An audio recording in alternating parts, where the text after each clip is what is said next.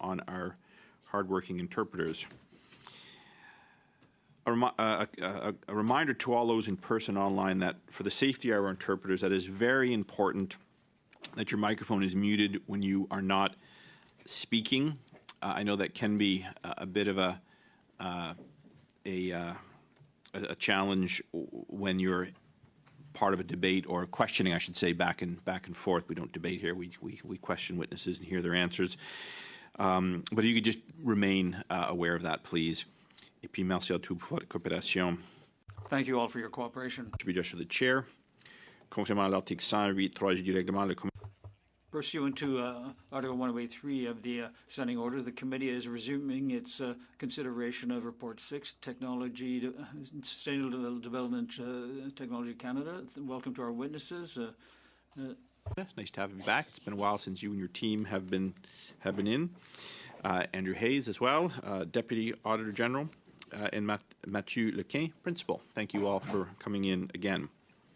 And again, it's Karen Hogan, the Auditor General of Canada. I'm not sure I said that the first time through, but so we're clear. And joining us virtually from Sustainable Development Technology Canada, Ziad Rami, Chief Operating Officer.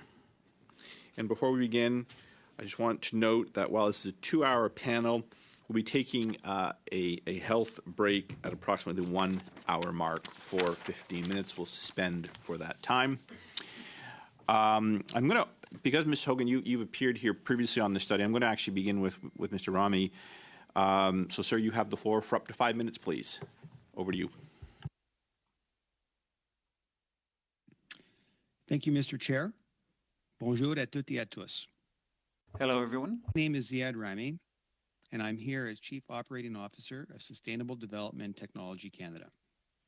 I'm speaking to you today on the traditional lands of the Anishinaabe Algonquin Nation. Firstly, thank you, Mr. Chair, and all committee members for your accommodation and flexibility in scheduling this appearance. I underwent a planned surgery in August. Recovery continues, so I may need to walk around or stand periodically at some points during our time together. Thank you in advance for your understanding. I joined SDTC 8 years ago. I primarily served as a Vice President of Investments, reporting to the CEO. I am an engineer by background and a former entrepreneur, and spent most of my career working for a clean tech startup. As VP of Investments, I worked with SDTC experts who reviewed and recommended projects to the board and its committees for funding. We gave advice. Following a defined process, the board made decisions, and we monitored progress. I also served as the Acting Chief Executive Officer for SDTC from November 2023 until June 2024. In that capacity, I was responsible for finalizing and implementing the detailed Management Response and Action Plan submitted to the Ministry of Innovation and Science in December 2023. As the committee knows, on June 4th, 2024, a new board of directors was appointed. At that time, I transitioned to the role of Chief Operating Officer to support the new board in their mandate to implement the recommendations of the Auditor General, restart funding for Canadian clean technology companies, both those previously approved for funding and new applicants, and transition SDTC programming and staff to the National Research Council. The new board's work is informed by the extensive and comprehensive reviews completed over the past year, including the Auditor General's report, the McCarthy-Tétrault report, and the Conflict of Interest and Ethics Commissioner's reports. In my role as Chief Operating Officer, I'm responsible for implementing the direction of the new board of directors, supporting the transition to the NRC, and providing leadership support and continuity for the employees to help retain their critical expertise and skills. I am focused on supporting the new board's decisions, guiding our employees through the present situation, and preparing them for the future. I'm here today to support the committee in its study of the Auditor General's report into Sustainable Development Technology Canada. I understand and respect Parliament's role and your work. I am also keenly aware of my obligations as a public sector leader. That respond to a specific finding that was highlighted in the Auditor General's report related to a conflict of interest that I had disclosed to the former CEO. As I told the Auditor General and her team, I declared to the former CEO a perceived conflict related to the firm at which my spouse is employed, as required by our policy, and recused myself from any and all involvement in procurement processes related to said HR and associated recruitment. I want to reconfirm that my spouse had no role in the search for former board directors, nor have I had any role in the awarding of any contract to the firm at which she is employed. I also want to confirm that I've had no involvement in the recruitment of any board directors. I am pleased to support the new board in reviewing and implementing the recommendations of the Auditor General and others. These reviews will make our support of Canada's innovative clean tech sector even stronger. Since its inception, SDT supported hundreds of companies. Through this programming, these companies have created over 26,000 jobs, leveraged $7 for every $1 of SDTC support, and delivered strong environmental benefits in Canada and around the world. As we transition employees from SDTC to the NRC and evolve our approach to supporting clean tech innovation, the conclusions of the Auditor General, McCarthy Tétrault, and the Conflict of Interest Commissioner provide clear guidance on the road ahead. The new board is focused on that. My colleagues and I are supporting them in implementing their decisions. And we are committed to delivering results for clean tech companies and all Canadians. With that, I'm happy to answer the committee's questions. Merci. Thank you very much for your time. And they turned up the mics. Mr. Ramey, should you need to just take a brief pause, just let me know. Probably best you don't just given some of the questions. There's a flow to them often, so if you do need to take a break before I do suspend for 15 minutes, just let me know, and we'll certainly accommodate you. Okay. Thank you. Okay, now turning to Ms. Hogan, you have the floor, please, Ms. Hogan. Mr. Chair, thank you for this opportunity to once again discuss our report on Sustainable Development Technology Canada. I want to begin by acknowledging that we are gathered on the traditional unceded territory of the Algonquin Anishinaabe people. Monsieur le Président, puisque j'ai comparu... Chair, since I appeared before you in June, I am not going to make any statement today. My previous statement has been redistributed, so I will give you, therefore, all the time to ask questions, and I am happy to answer any questions you might have. Thank you very much again, Ms. Hogan. First round, 4 members, 6 minutes each. Mr. Perkins, I understand you're kicking things off. You have the floor. All right, let's go, Rick. Thank you, Mr. Chair, and thank you, witnesses and Auditor General. I like that opening statement. My opening round is for questions for Mr. Rami. In your previous capacity, primarily as VP of Investments, are the context of my questions in this round. The Fischerin Center, which is a center that Annette Fischerin set up at Cape Breton University, applied while Annette Fischerin was chair for, I believe, almost a total of $6.8 million through various SDTC funds, and that consideration came to the investment committee, I believe, which you oversaw. Is that correct?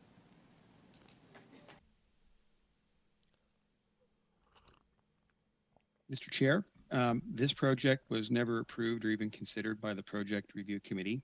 The company had applied and routine due diligence was conducted, but upon being made aware that SDTC staff had conducted due diligence on this application, the PRC removed the project from any further consideration.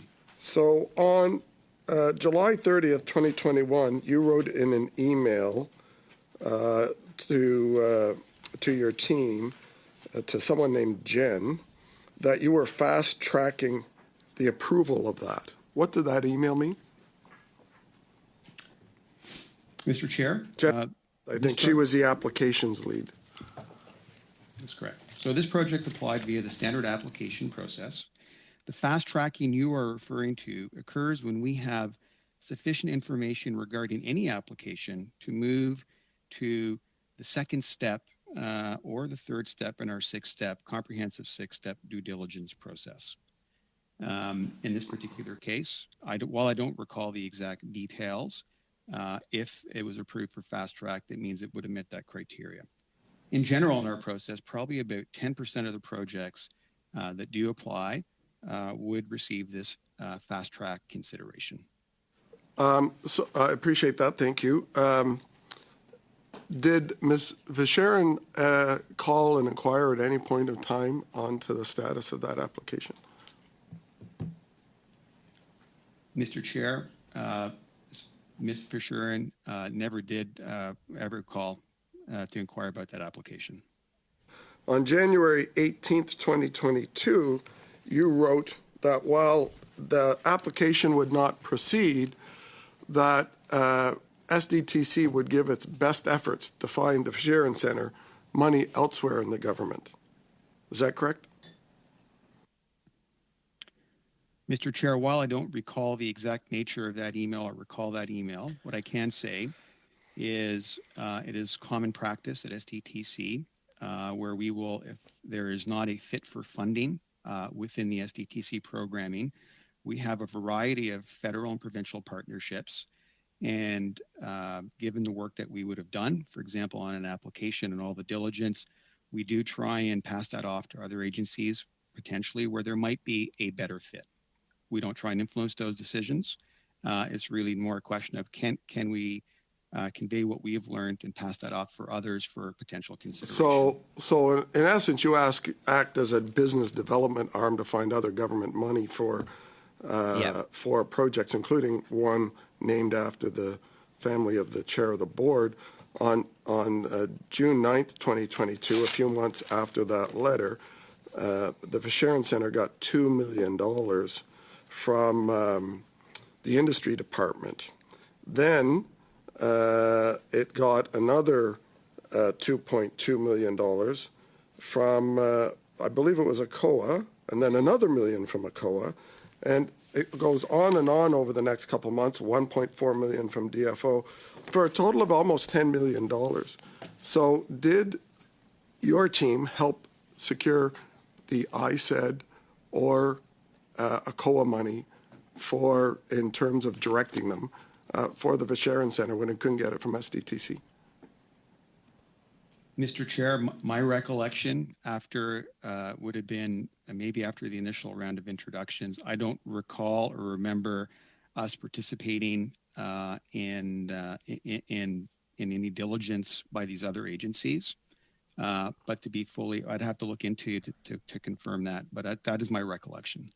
But you did commit, as you said was your standard practice, to help them, and then suddenly they, over the next couple of months, got shockingly money from the ISED department where SDTC reported to that minister, and also got money from a COA, which also falls under the industry department.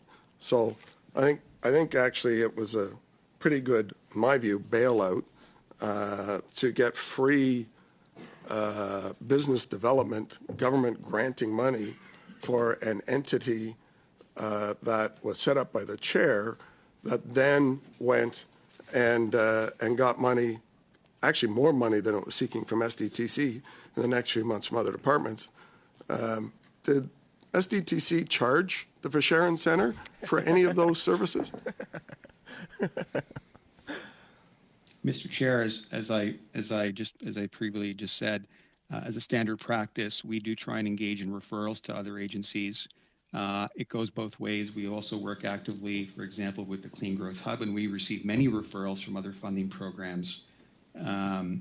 We offer this as a service for applicants in terms of trying to help them as much as we can with those particular referrals.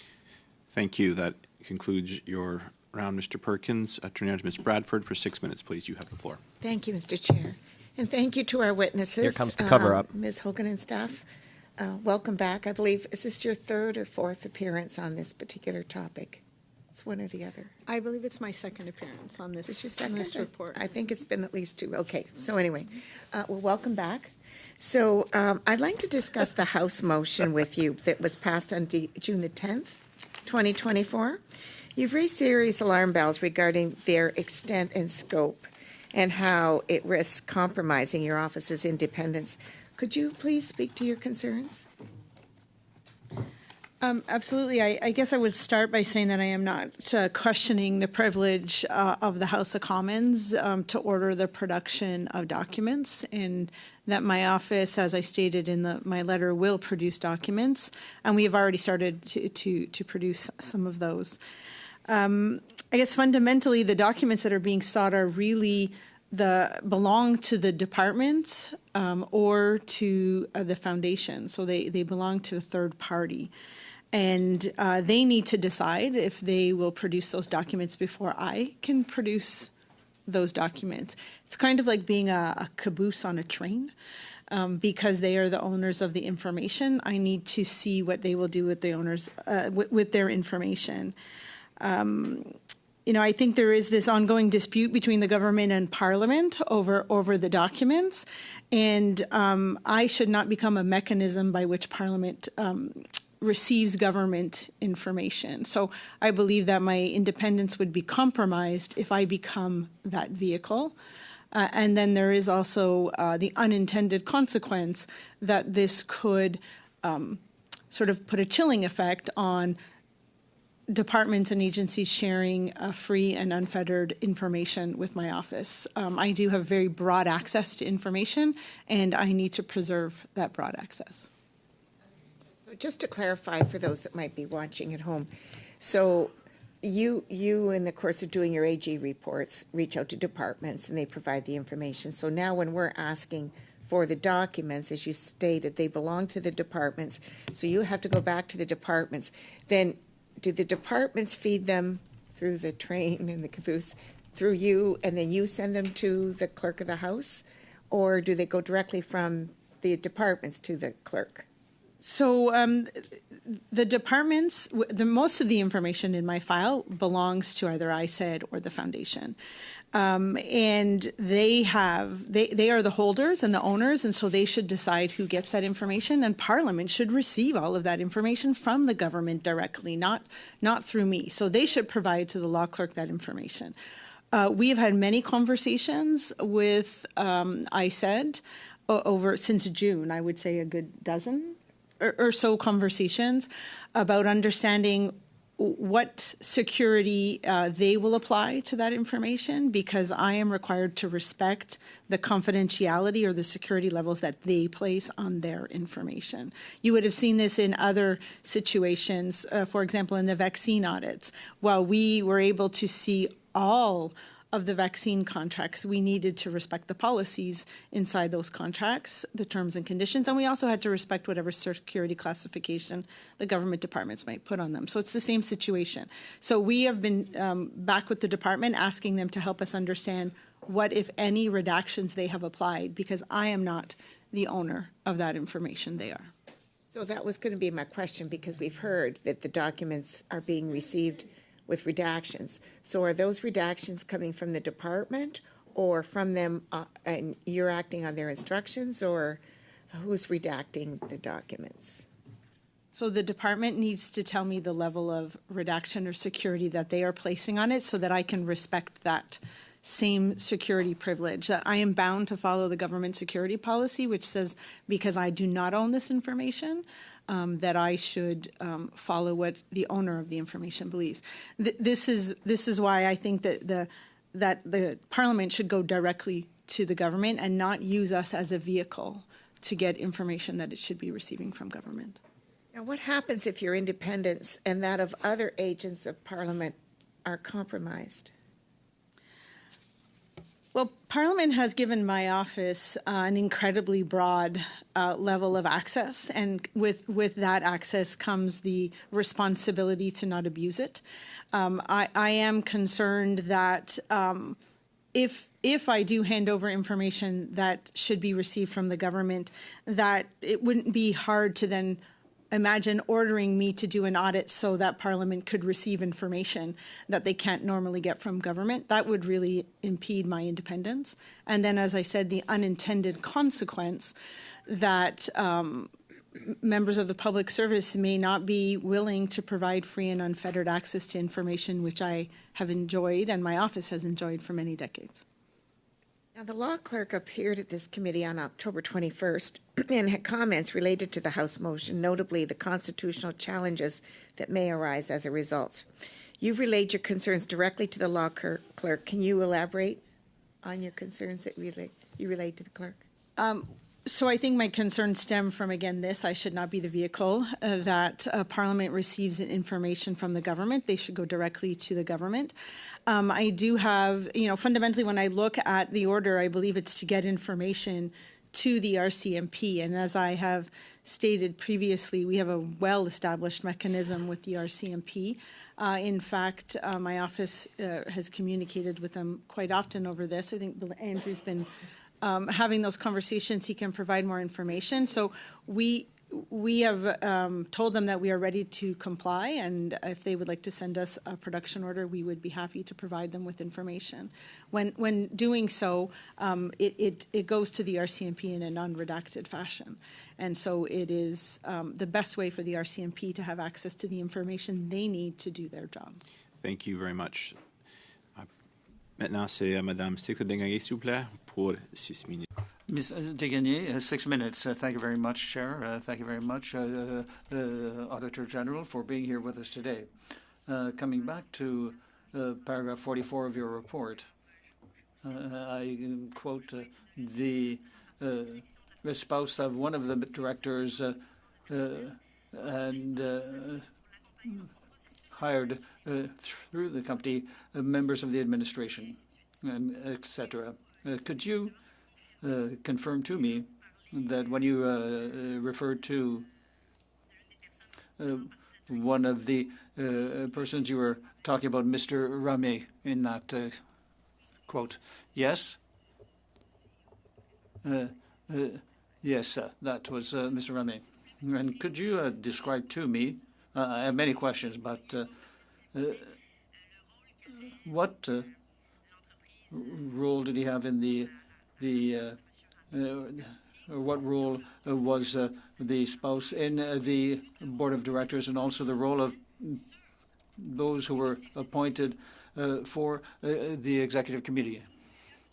To understand the process, I would like to refer to 6.2 in the report, which shows that the members of the board of administration, board of directors, could be appointed in two ways, through a nomination by the government or by committee, or the being members of a council.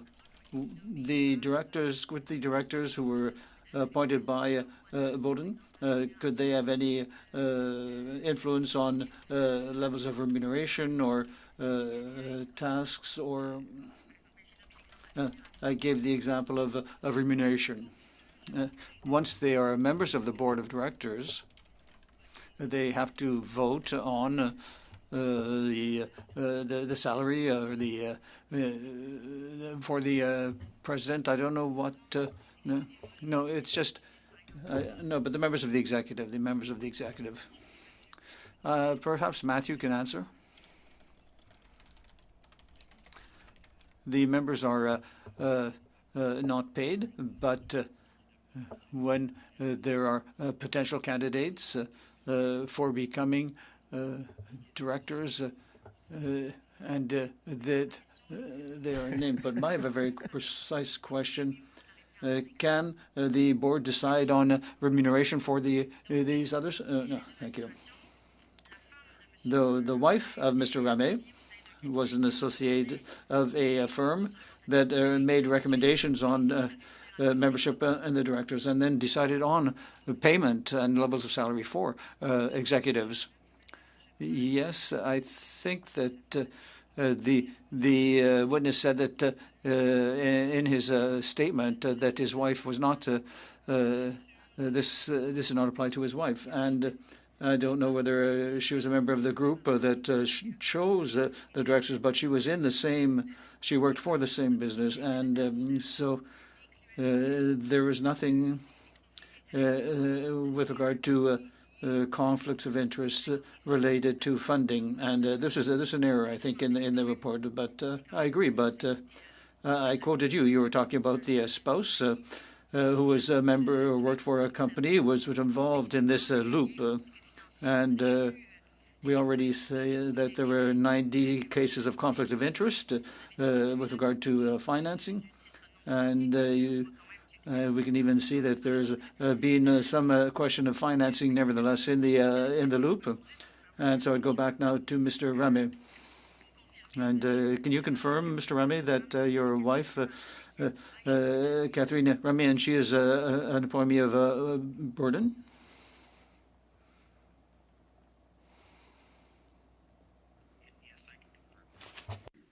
Est-ce que Borden a déjà Has Borden already received funding from your group for board activities?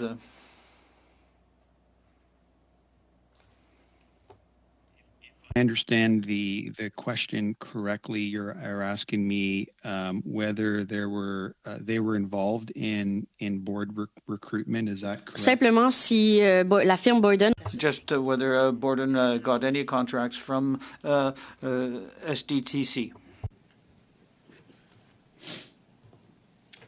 Mr. Chair, as I would have said in my opening remarks, I did, yes, Boyden. C'est la réponse que je souhaitais. That's the answer I wanted. Thank you. Thank you.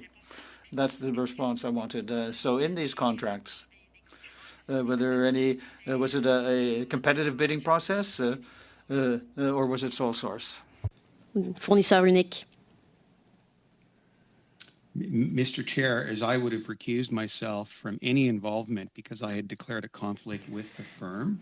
Ça ne change pas l'essence de ma question. But that doesn't change my question. But I cannot confirm that since I recused myself from any involvement in that process. D'accord. Thank you. You recuse yourself, so you've got nothing to say with regard to Boyden being involved in the process for suggesting members of the board.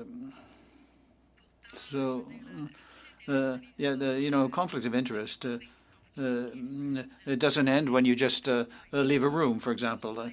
The fact is that your wife was a member of a firm that suggested names for the board and that they had an influence on your salaries. So you can't confirm now what I'm asking, but can you confirm that Boyden had contracts as a sole source provider? There was no competitive process, as far as I understand, but do you know that there was sole source? It was not competitive, or was it competitive? Can you tell us that? Mr. Chair, as I just previously answered, given that I had recused myself from this process completely, I don't know what the process was. I wasn't involved in it. And that would be a question that'd be better posed to those who would have led that particular recruitment. Et voilà, merci beaucoup. Thank you very much. I don't believe You have him. the floor for 6 minutes, please. Yeah. Thank you, Mr. Chair. To our witnesses here, in 2012, the Auditor General's office was cut by the Stephen Harper government by over 5%. Here we go, reducing blaming its Harper. budgetary allotment. Later on, Pierre Poilievre has criticized the Auditor General's office for not doing the amount of audits that it did in the past. Notably, in one of his media scrums, he mentioned that it does 14 of 28 per year at that time in 2020. Is there any connection between your capability in this file and doing audits? I'm just curious as to what capacity your office is spending on this, and then what's the repercussions across the board. There's been other Auditor Generals who have asked for significant increases in their budgetary allotments.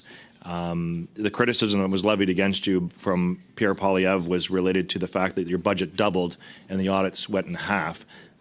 Just wondering whether or not there's any connection whatsoever to your capabilities in your office, or whether or not this effort here is going to compromise your capability in other audits with staffing and commitment time.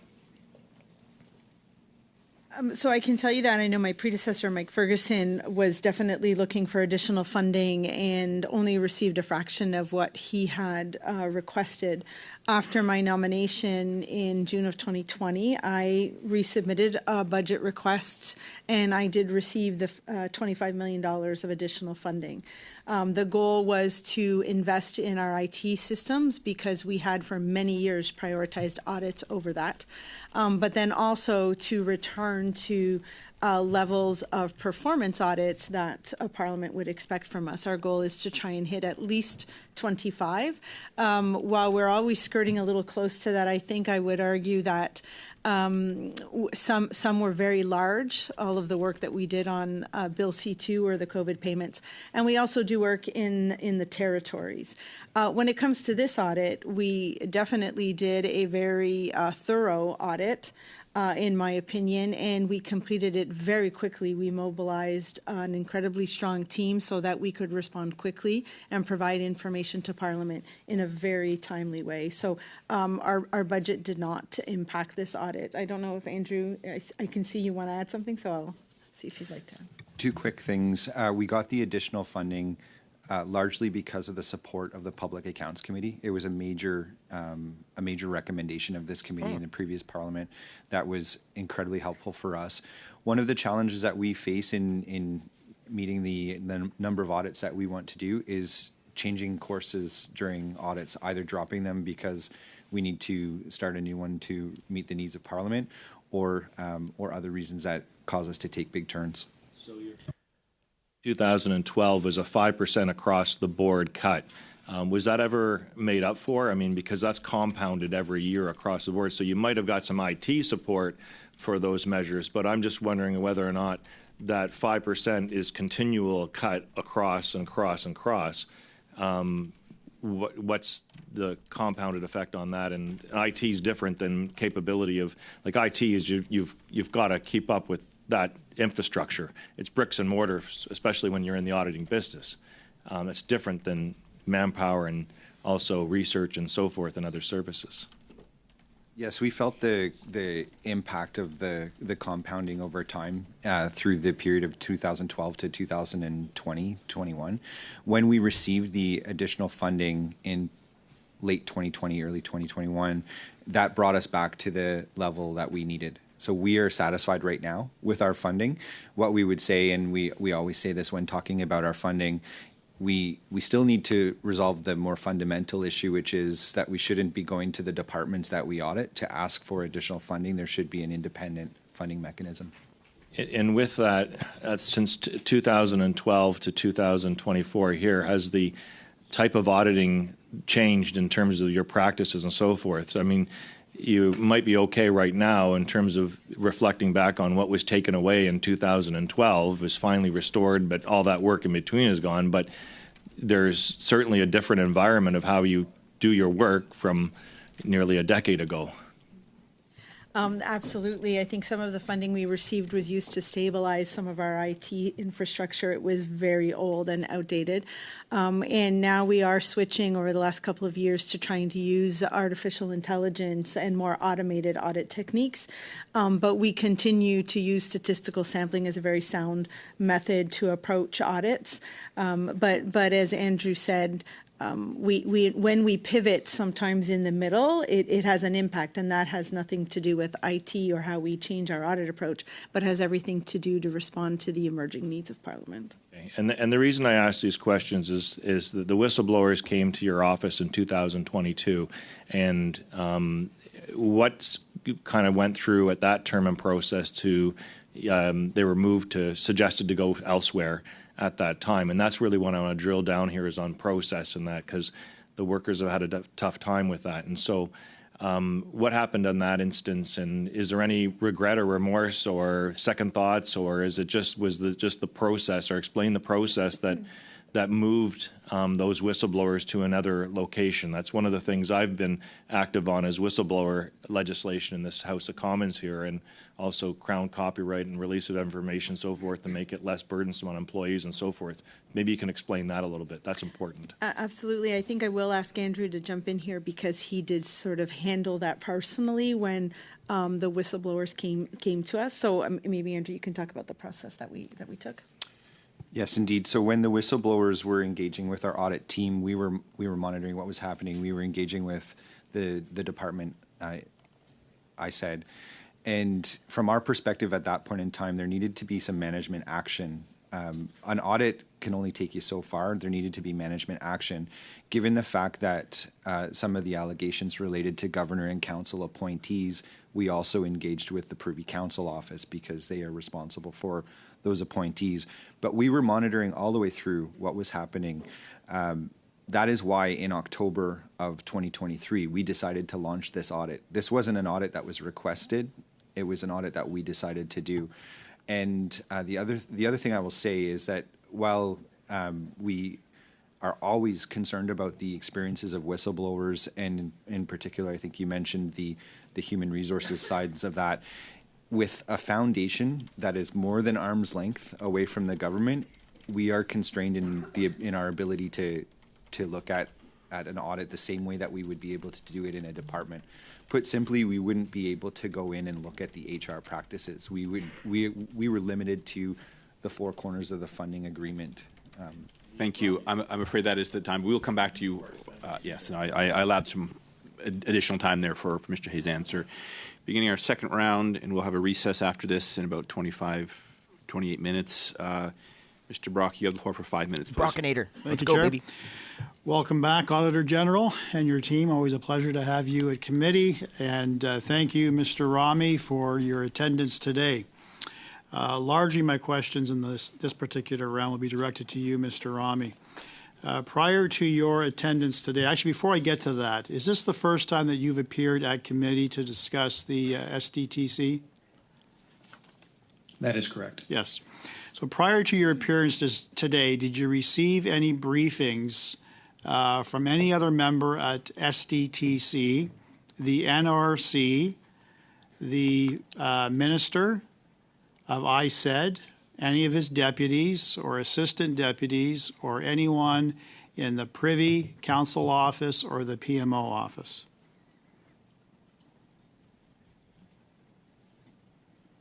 Mr. Chair, I just want to clarify briefings. What type of briefings? To prepare you for this hearing. Thank you. Mr. Chair, I would have certainly have received briefings from my colleagues at SDTC.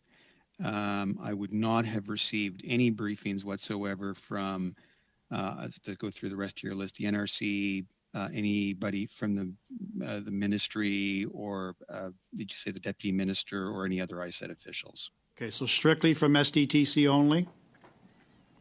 That is correct. Okay. In response to one of the questions put to you by my colleague, Mr. Perkins, in the first round, I saw you deliberately looking down and reading from what appears to be notes or a document. Is that accurate? I do have notes that I prepared for myself. Okay. We would like you to table those notes to this committee. Is that something that you'd be prepared to do? I will look into that for you. Chair? Just 1 sec, please. Hold on a second. Buddy, just give us the notes. It's not that difficult. Mr. Brock, I'm going to let you continue, and I'm going to come back to you on that, please. Were these notes prepared by you or any other member of SDTC? Mr. Chair, these notes would have been prepared by my colleagues at SDTC, and I would have certainly had some input and contributed to that. Who are the colleagues? Mr. Chair, sorry, I'll have to, what's the question, sorry? Who were the colleagues? They were colleagues, the colleagues who've been monitoring the hearings that have been ongoing related to SDTC. I'd like the names, sir. I would like the names and the official title of all those individuals who've been monitoring these hearings and giving you advice and or speaking notes in relation to your appearance today. Is that something that you'll comply with? I will look into that, Mr. Chair. You indicated in your opening statement part of your role as COO is to implement recommendations of the AG report. One of those recommendations of the AG report is to recover monies that were inappropriately taken from taxpayers. we have approximately $400 million identified as misuse taxpayer funds that went to Liberal insiders.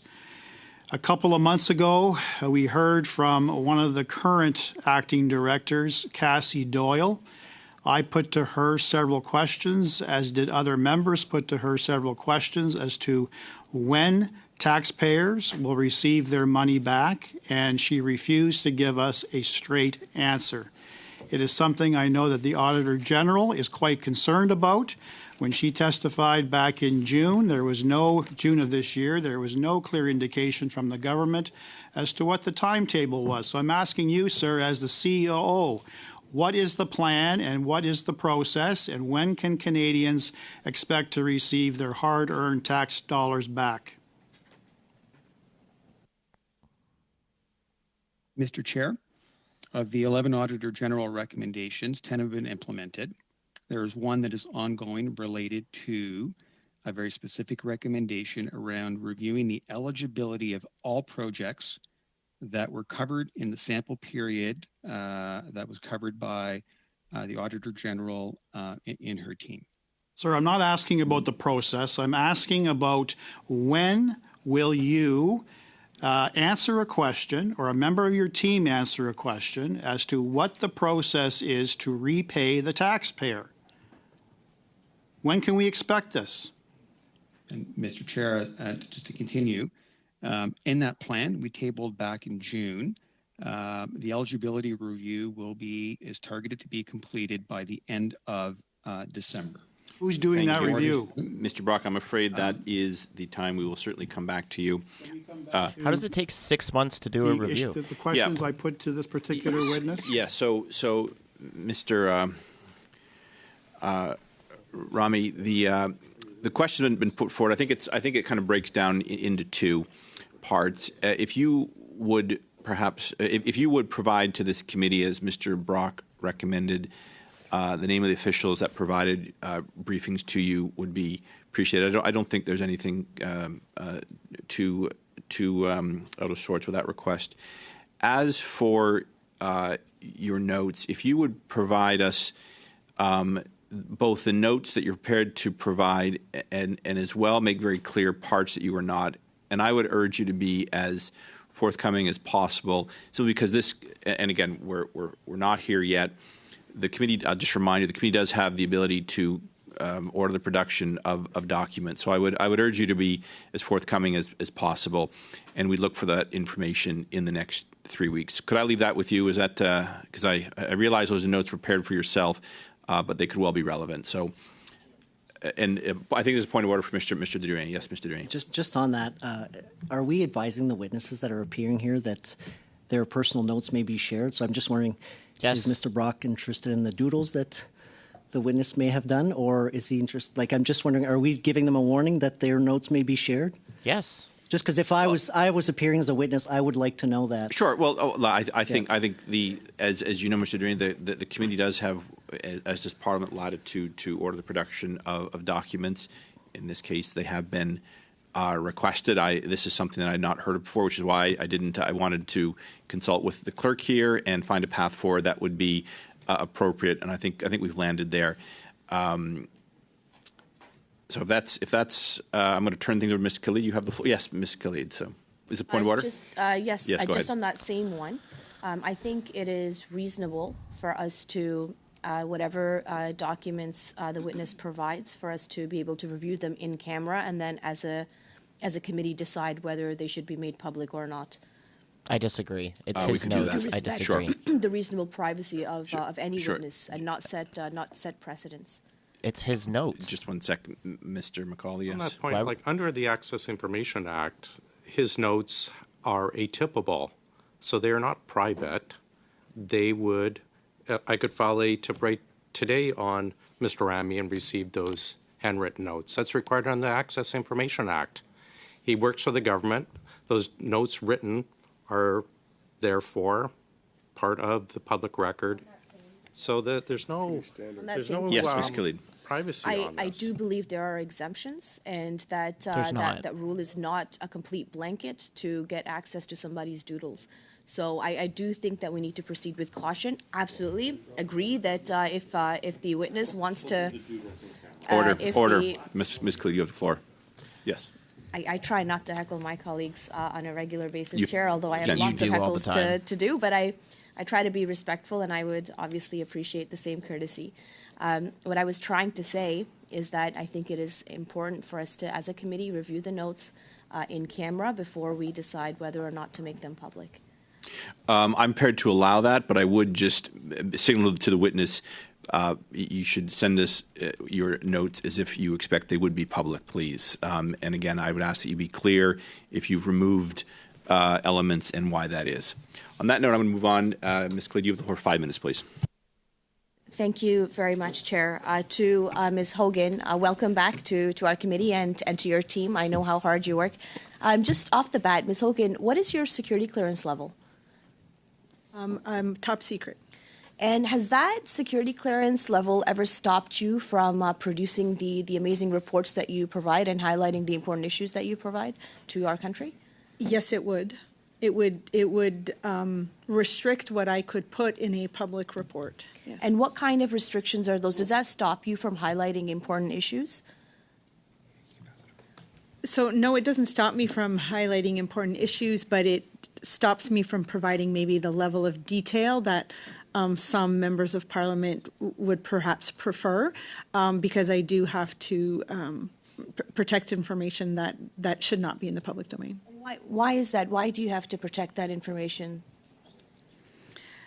So having a security clearance is a privilege, and things are classified either because they could harm an individual or they could harm the national interest. So there's sort of two levels, and it is my responsibility as a public servant to respect that and not to bring unnecessary harm either to the country, our national interests, or to a Canadian citizen. I appreciate that, but just to confirm, your security clearance level does not stop you from doing the work that your office is designed to do as an independent office, correct? Correct. Not everyone in my organization has top secret. Not everyone needs that level of security. And so we do ensure that when that kind of information is part of an audit, that those who have the appropriate security clearance are only allowed to view it. And we do so in a very secure fashion. But it doesn't stop me from doing my work. It impacts what I can publicly report.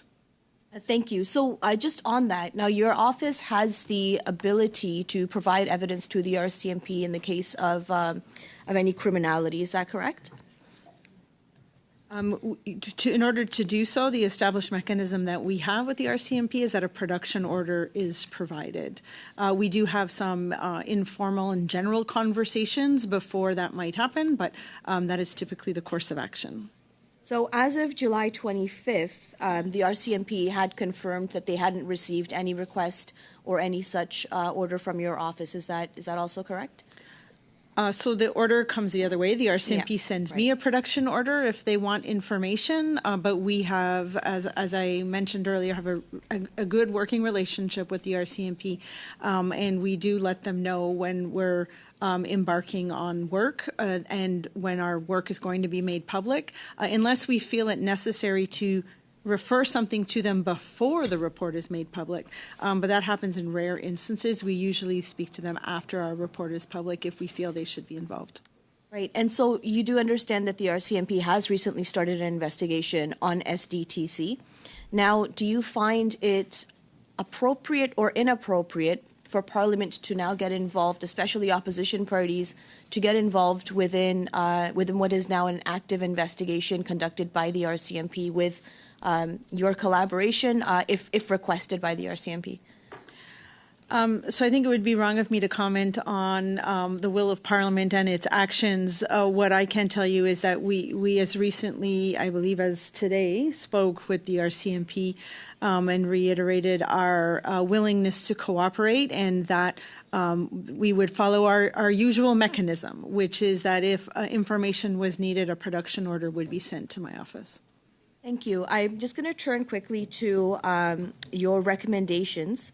Now, we've heard from that current transition board that they've implemented 11 out of 12 of your recommendations, which I think is pretty good news. They're currently implementing your final recommendation, which is a project review. Can you speak to the rationale behind this recommendation? Couldn't the board have just worked off of your findings rather than doing their own review? And what do you think would be the purpose of such a project review?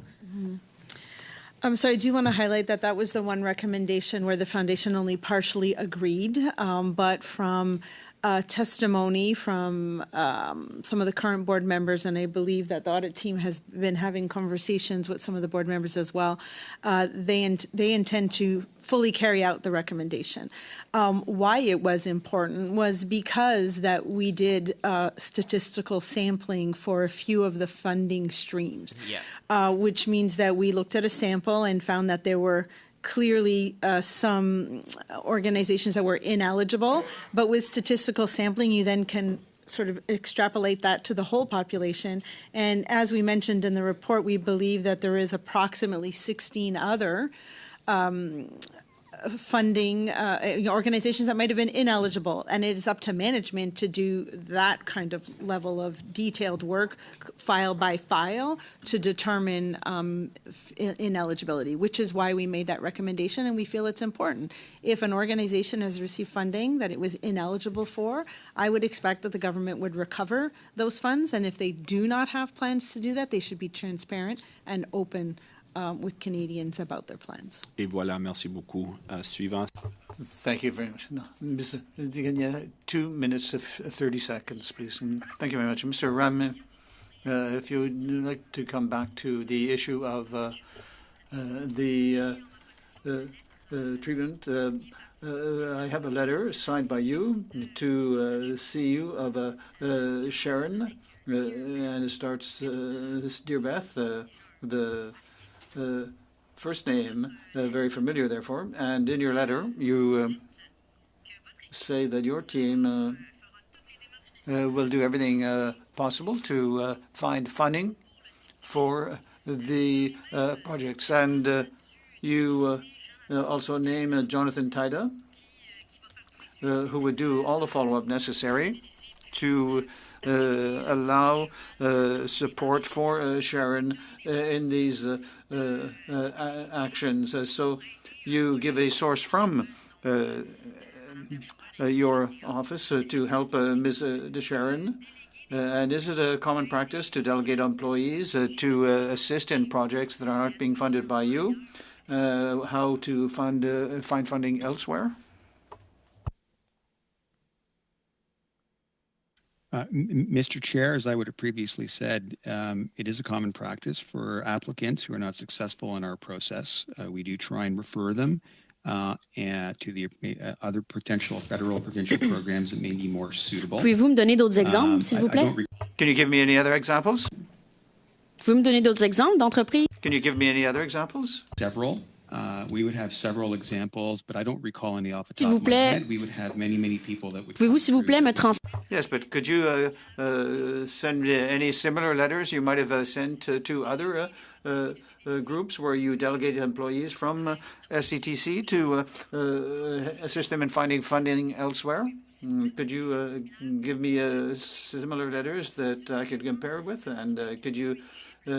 for inadmissible projects, have you helped other projects receive funding from other areas of the government? I'd be very curious to find out what they have available. Mr. Chair, I'll have to look into that. We receive several hundred inquiries per year, so I'll have to look into that. Très bien, donc je vais simplement être très... Thank you very much. I'd like to be very clear. Usually we give witnesses 3 weeks to send in any information in other cases. So if you say you do not have any similar letters to produce, I think that we would give you the usual 3 weeks, and I would be very interested in finding that. Thank you very much. Mr. Massey again. You have the floor for 2.5 minutes, please. Thank you, Mr. Chair. Real quickly to finish with Mr. Hayes here.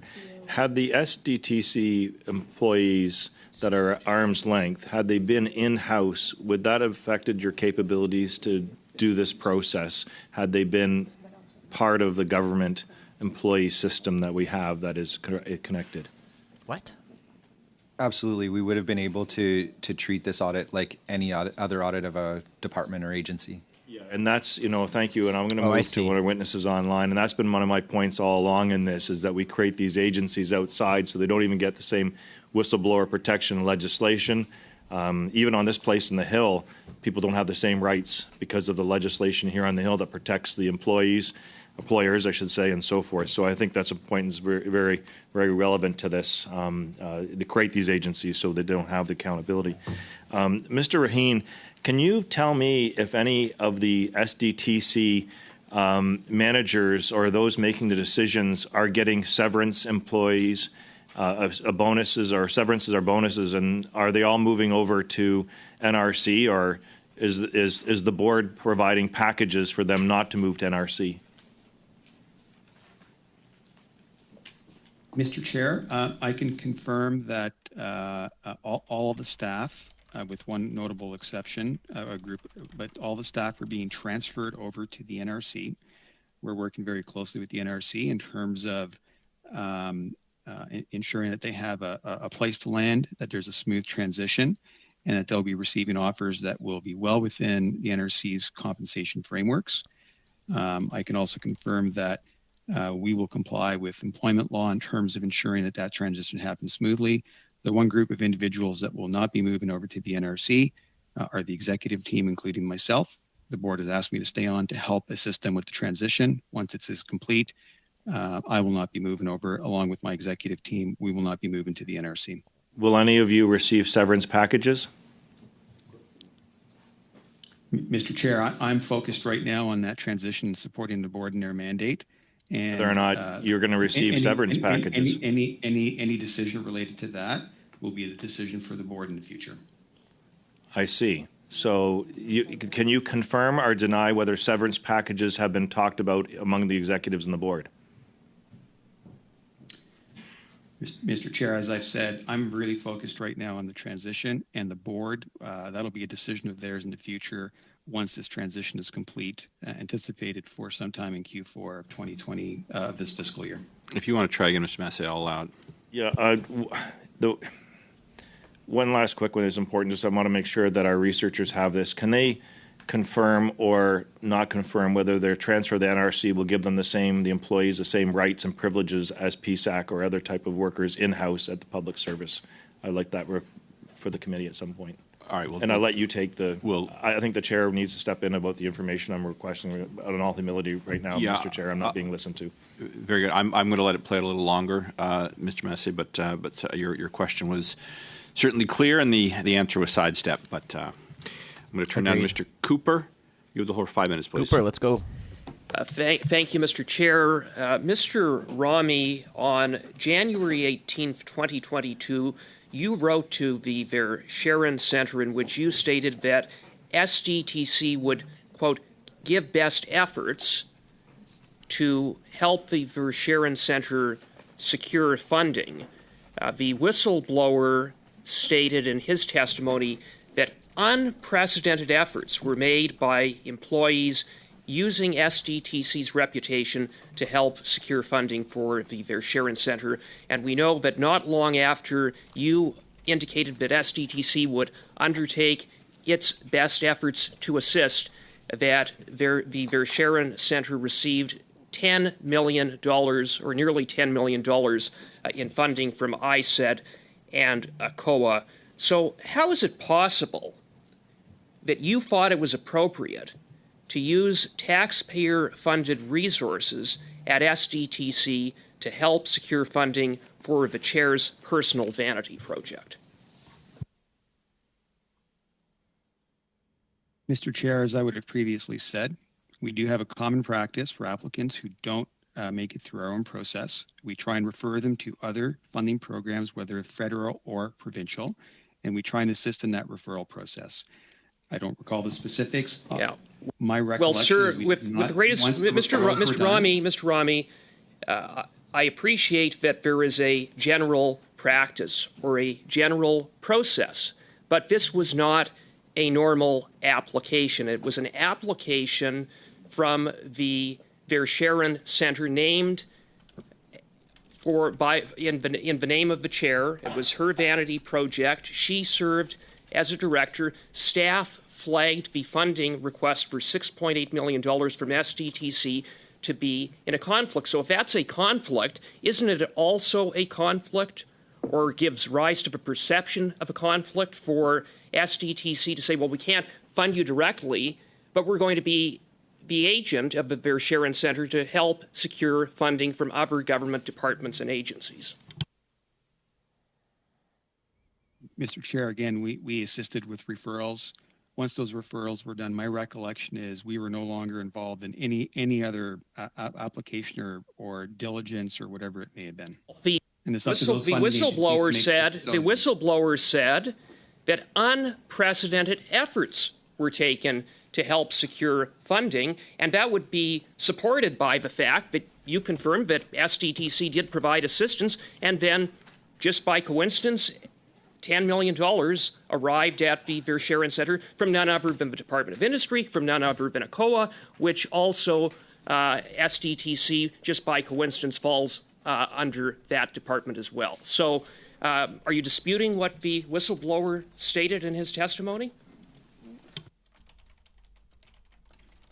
Mr. Chair, just to repeat what I've said, we have a referral process. Once that referral is done, we're not involved in any of the decisions. I don't understand, and I would like you to explain, because you wrote the letter that if there's a conflict of interest to fund the project because it's the chair's vanity project, wouldn't the obvious thing to do to walk away entirely from the Verscheren Center, as opposed to saying we're going to take our best efforts and then direct staff to assist in helping secure funding to that project?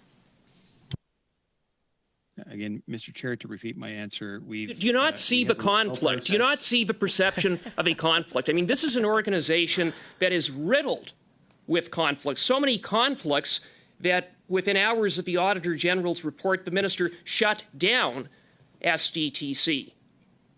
Do you not see the conflict or the perception of a conflict with what you wrote when you said, we're going to help you even though we're conflicted to actually fund you directly? We're going to do indirectly what we can't do directly? Mr. Chair, our role wasn't to provide funding. We provided but to act as an agent of Annette Verscheren's vanity project, after which she got $10 million from the very same department that SDTC fell under industry. No, again, Mr. Chair, to repeat my answer, we weren't involved in the decision making at all. We wouldn't participate in that. So you don't see a conflict. No wonder this is such a mess. It's all about helping insiders at SDTC will leave the room and get funding for a company. Well, we can't fund the chair's accelerator directly, but we'll go around and we'll help them behind the scenes. And thank you, it's really Mr. unacceptable. Cooper. And to finish up this round, and then we'll have a recess for 15 minutes. Ms. Yip, you have the floor for 5. Oh, not Miss Yippity Yip Yip Yip. And I'd like to thank the witnesses for coming today. Mr. Rahami, would you like to finish any comments, as I don't believe you were given an opportunity to answer the questions? Mr. Chair, no, we can proceed if you have any questions for me. I'm okay. Okay. So I'll turn to Ms. Hogan, and just picking up on my colleague Ms. Khalid's questions, do you have any expectations with regards to the outcomes of this project review? You're talking about the recommendation where we ask the foundation to review all of their projects. I expect that they will identify that there are other organizations that were ineligible, and that they would then take those we identified as well as these others and make a decision with Innovation, Science and Economic Development Canada about whether or not any funds need to be recouped, and if not, make that very clear and transparent to Canadians. Thank you. Mr. Rami, you've taken the top job at SDTC after longtime CEO Leah Lawrence resigned amid scrutiny of SDTC management and governance. You've been the VP of Investments since 2017. Can you speak to this previous role in the organization? Yes, Mr. Chair. As VP of Investments, my primary role was to manage the process related to receiving applications, screening those applications, and then for those that would make it through the initial screening, conducting the detailed due diligence process, receiving proposals, detailed due diligence process, and then working with staff to synthesize those recommendations and bringing those forward to the project review committee for a review and for those that passed recommendation ultimately to the board for approval for funding. Have you made any internal changes since being appointed as interim CEO? So I was appointed as acting CEO, as I just said in my opening remarks, in November of 2023. My top priority at the time, two priorities. One was to support staff and ensuring that they had a very safe and healthy work environment. We were very focused on implementing all the recommendations that were provided to us by ISED in the management response and action plan. Many which are now implemented and running in terms of enhanced, processes, et cetera. And of course, the third priority in terms of ensuring that the organization fully cooperated with the examinations and reviews that were underway through that period of time. Otherwise, we did not make any substantial changes to the organization other than, again, implementing all those recommendations that came through. And since June, in addition to all that, supporting now the new board in implementing their mandate, as well as all the recommendations provided by the Auditor General. Okay. We know that the revised contribution agreement between ISED and SDTC mandates important changes within the organization, notably strengthening the conflict of interest. Can you speak to how you're implementing change within the organization in the link with the revised contribution agreement? Thank you, Mr. Chair. So many of the changes to the contribution agreement would have revolved around enhancing a lot of the oversight provisions. So you mentioned, for example, conflict of interest. There would have been enhanced reporting mechanisms from SDTC to ISED regarding all aspects of the contribution agreement, better clarity on ISED's role at board meetings, and enhanced oversight of the auditing functions. Many of these would have flowed from the management response and action plan. So, for example, on conflict of interest reporting, we have enhanced all of our processes, and we've worked very closely with an ethics advisor that we had brought on board in October of 2023 in terms of enhancing and upgrading all of our processes, for example, around conflict of interest and the reporting of those conflicts over to the ministry. And so that's one example. Again, we have a series of reporting that we've put in place on all aspects of our operation that we report back on to ISED. Thank you. That is your time. As I said, I'm going to suspend this meeting for 15 minutes. We'll come right back at 12:30. Thank you. Okay, so while they suspend, we'll go ahead and tune into the House, and we'll see what the House is talking about. So 15 minutes, so they'll be back on the half hour. So let's go ahead and watch the House. It's a production order, democratically given an order to this government. If they won't comply with it, will they call an election? That's the constitutional remedy. So what's important about these committees, guys, is as you can see, the House is still talking about SDTC. And when we watch it in committee and we actually get to hear from the Privy Council Office, the PMO, the Auditor General, you can actually see how much deeper they dive into these situations. Of the Liberals and NDP to do that. It is just I think, eerie resemblance of the last 9 years of what we've seen right here.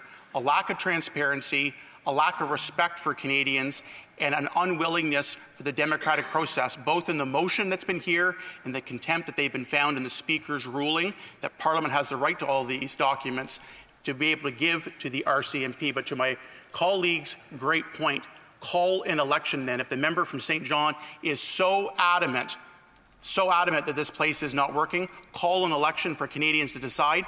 He won't do that because he wants his own leader to resign first, and the Liberal caucus can't even get themselves organized. But we're ready on this side, and no matter what, the runway is running shorter and shorter and shorter for them. Canadians will have their say, and I'll just say it will not be good for the Liberals or the NDP. Question. Oh, sorry. We'll move on. We're just moving on to debate. The honourable member for Chatham-Kent-Leamington. Well, thank you, Mr. Speaker, and it's always a pleasure to bring the voices of Chatham-Kent-Leamington, and in particular your sister-in-law and your brother, whom I thank for his service to our country and to our community. So recently I spoke on the amended privilege motion regarding the SDC scandal, or as it's more well known now as the Green Slush Fund. Today we're speaking to the sub-amendment of the amendment from the member from Flamborough-Glanbrook, and it was seconded by the member from Regina-Capel. And I will read that into the record, is that the amendment be amended by adding, after subparagraph A Part 2, the following: a new subpart 3, the Privacy Commissioner of Canada. And so this name is being added to the list of witnesses to be called. And it goes on to read, who respected the order of the House and deposited unredacted documents. And then a new part sub 4, Paul McKinnon, the former Deputy Secretary to the Cabinet of Governance. We want to add these individuals to the list, provided in the original amendment, and we want them called to testify before the Brock Committee. But first we are here. First, we need the government to respect the first ruling of the Speaker of the House to provide all of the documents, unredacted, period. And we will be here in this chamber until that is accomplished. In my first intervention in speaking to the amendment, I just described this government's plethora, pick a word, of the scandals, and publicly asked the question. Cornucopia, there's another good one. The question I asked is, where is the accountability? Indeed, these witnesses should be compelled to come before the committee and provide Canadians with the documents and the answers that they seek. But in my first intervention, I have not gotten a satisfactory response to the question I asked: where's the accountability? So I will continue along in that similar line of questioning. In the case of the Green Slush Fund, $400 million was paid out to Liberal insiders through, and this is the bigger mind-boggling number to me, through 186 cases of conflict of interest, and that came through a sampling by the Auditor General. So, I wonder how many families, Canadian families, could be fed on $400 million. It's hard to wrap one's head around a number so big and around so much corruption. According to another member's intervention in this place, $400 million is the equivalent to the annual tax filings of 22,000 Canadian families, all to go to fund Liberal insider corruption. According to a recent RBC study, the average Canadian family of four spends $1,227 a month on food, or it's just under $15,000 a year. So the math would suggest that $400 million would feed over 27,000 families per year, or 108,843 Canadians, sorry. But now, please, Mr. Speaker, don't misunderstand me. The role of government is to create the fiscal and societal climate where powerful paychecks allow Canadians to feed themselves. It shouldn't have to be the role of government to directly feed Canadians. But you get my point. What I'm trying to do is make the numbers, these big numbers that it's so hard for many of us to wrap our heads around, make them relatable to exactly the size of the issue we're dealing with. The amount of the gross misuse of taxpayer money. And that is simply not acceptable, Mr. Speaker. And so I ask, where is the accountability? In speaking for 20 minutes 2 weeks ago, I didn't have enough time to go through the full list of scandals, corruptions, and conflict of interest. So I'll continue in that vein today. I did comment last time upon the Prime Minister's removal of the only Indigenous woman ever to serve as the Justice Minister and Attorney General for Canada, Jody Wilson-Raybould. She was removed because she wouldn't be pressured by him to thwart the rule of law in Canada to help the PM's friends at SNC-Lavalin. Minister Raybould lost her job because she stood up for what her oath of office required her to do. She was accountable, which is the principle that everyone is subject to the law, regardless of their relationship with the Prime Minister of Canada. I also spoke about one of several Bill Morneau scandals, including Bill C-27. When the bill was tabled in the House of Commons, the value of Morneau-Chappelle shares increased dramatically. Coincidentally, Minister Morneau held $21 million worth of shares. I did also mention the David Lametti scandal, yet another case of Liberal disregard for the rule of law in Canada. The former Attorney General cancelled the verdict of first-degree murder against Jacques Delisle, a former judge, even though all the legal experts were against this decision. And who can forget the Minister of Public Works, whose husband sat on Life Labs board as a director while the company was awarded COVID testing contracts totaling $68.2 million. Mr. Speaker, what's the value of that in today's groceries? Well, it could feed 18,470 plus people. Again, I ask, where is the accountability? I mentioned Scott Bryson's attempt to benefit he and his husband's ties to Irving Shipyard by trying to block a shipyard contract in favor of Irving away from Davie. In the process, the Liberals and Mr. Bryson tried to frame multi-decorated Vice Admiral Mark Norman and charge him with breach of trust. He was exonerated of all those charges, but not before his military career was destroyed. The whole sordid affair, sir, was unconscionable. Where is the accountability, Mr. Speaker? Former Minister Navdeep Bains was also mentioned in my previous speech with his telecom windfall. As Minister of Innovation, Science and Industry, he pledged the Liberal government support and that they would demand that the big three telecoms, Bell, Rogers, and TELUS, would lower their prices by 25%. Now, Mr. Bains sits as the Chief Corporate Affairs Officer at Rogers, receiving a multi-six-figure salary. Again, no accountability. And guess what for Canadians? Higher cell phone bills. In many cases, Canadians' mobile data plans cost 200 times more than the cheapest ones in other countries, according to a recent Toronto Star report. I don't know about you, Mr. Speaker, but my cell phone bill has not gone down.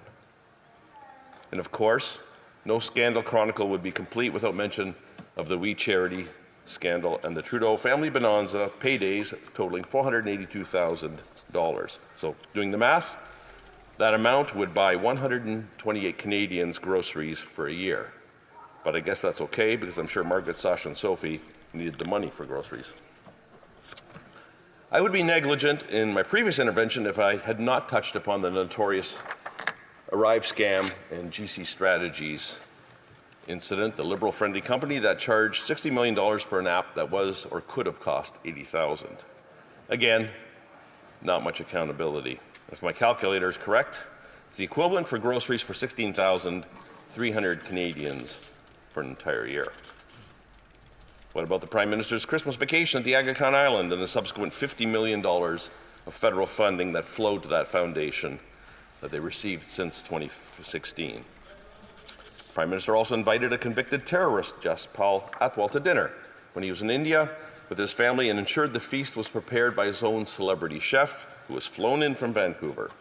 He embarrassingly played Mr. Dress-Up with an insensitive overuse, I should say, of Indian clothing, and that scandal cost Canadians another $1.66 million, or 451 Canadians' annual food bill, the equivalent of. There was no accountability for that fiasco, and once again, Canadians were left embarrassed and hungry, or hangry, if you will. The Ethics Commissioner found that the Minister of Export Promotion, International Trade and Economic Development also broke ethics rules when she doled out just under $17,000 in a contract to a friend. That's about one family's worth of annual groceries, and I'm sure we all know of families who are in that situation and could use that money. But now on to the scandals that I didn't get to last time. I didn't have time last time to describe the Julie Payette fiasco. The Prime Minister ignored the independent process put in place by the previous government to vet potential Governor Generals, as he thought he was smarter and could do it better himself. He picked his own. Well, we know how that turned out, in disgrace to both the Governor General's staff and to the institution. What about the Minister of National Defence's interference in the Nova Scotia shooting tragedy? Let me be clear there. He pressured the Police Commissioner, Brenda Lucki, to publicly release information about the specific firearms used in the shooting in order to advance the federal government's misguided gun control legislation. Not to mention the following, these are ones I didn't get to last time, I'm just getting to them now. Not to mention, following the resignation of Ethics Commissioner Mario Dion, due to overwork, I believe, and the Liberal government deciding to appoint Martha Richard, sister-in-law of the current Public Safety Minister, to replace him. Nepotism, anyone? Again, Mr. Speaker, where is the accountability? Under Prime Minister Jean Chrétien, the sponsorship scandal may have been the spark that ignited the grand-scale Liberal penchant for lining their own pockets and those of their friends. But unfortunately, it was not the last. The Liberals and their buddies have discovered that their corruption is inflation-proof when it comes to padding their own personal fortunes. So here we are today. And after the documents for the SDC scandal for the Green Slush Fund are finally handed over, we will raise concerns over the member from Edmonton Centre's company receiving over $120 million in government grants and contracts, including when he was minister. Although the minister has denied any wrongdoing, he went so far as to say text messages referring to a, quotes, Randy, uncovered during the committee hearing last summer was not him, but indeed another, quotes, Randy. Evidence tells a different story. New text messages indicate that the member in question was in cabinet at the time, and at one point the texts between the business partner and his client referred to a, quote, Randy, being in Vancouver, end quote, on September the 6th, 2022. We know that the member from Edmonton Centre was attending the Liberal government's cabinet retreat in the same city. Furthermore, Global News reported that the minister's former business partner was texting a, quote, Randy, about deals involving a $500,000 payment. Subsequently, that same business partner admitted that he had lied to Global News about the identity of the, quotes, other Randy, confirming that it was indeed the member from Edmonton Centre that he referred to in those now infamous text messages. But the minister had the audacity to testify that the, quotes, Randy, referenced in those texts is not him, but another Randy, who has just happened to work at the company he had a 50% ownership stake in. At the committee hearing, his business partner did come clean and testified that, indeed, there's only one Randy who ever worked at the company that he was, and it was the minister himself. I guess he thought better than to stand by his original statement when he learned that Section 132 of the Criminal Code of Canada states that, quote, everyone who commits perjury is guilty of an indictable offence and liable to imprisonment for a term not exceeding 14 years, end quote. So where is going to be the accountability for the Minister of Employment, Workforce Development, and Official Languages?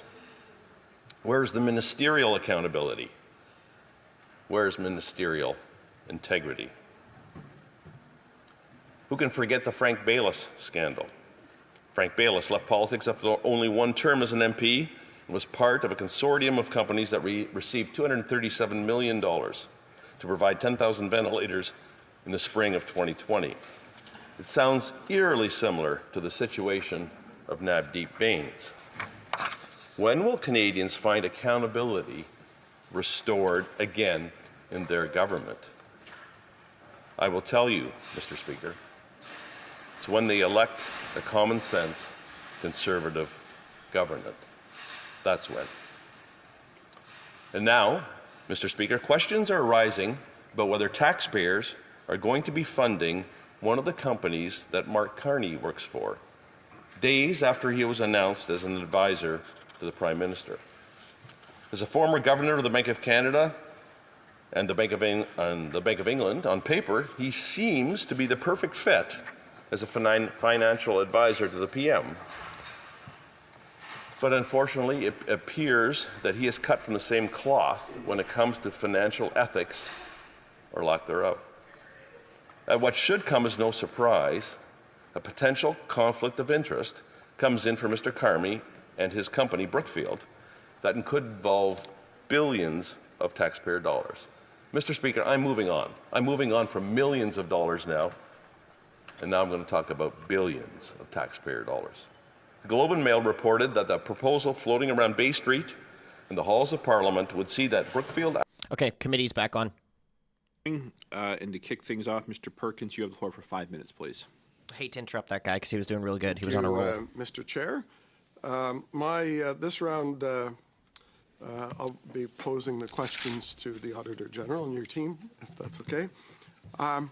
In your opening statement, you mentioned that the documents that you have in the government's production order, all documents that departments have. So, in essence, those departments can and should be turning those over as part of the production order. Is that correct?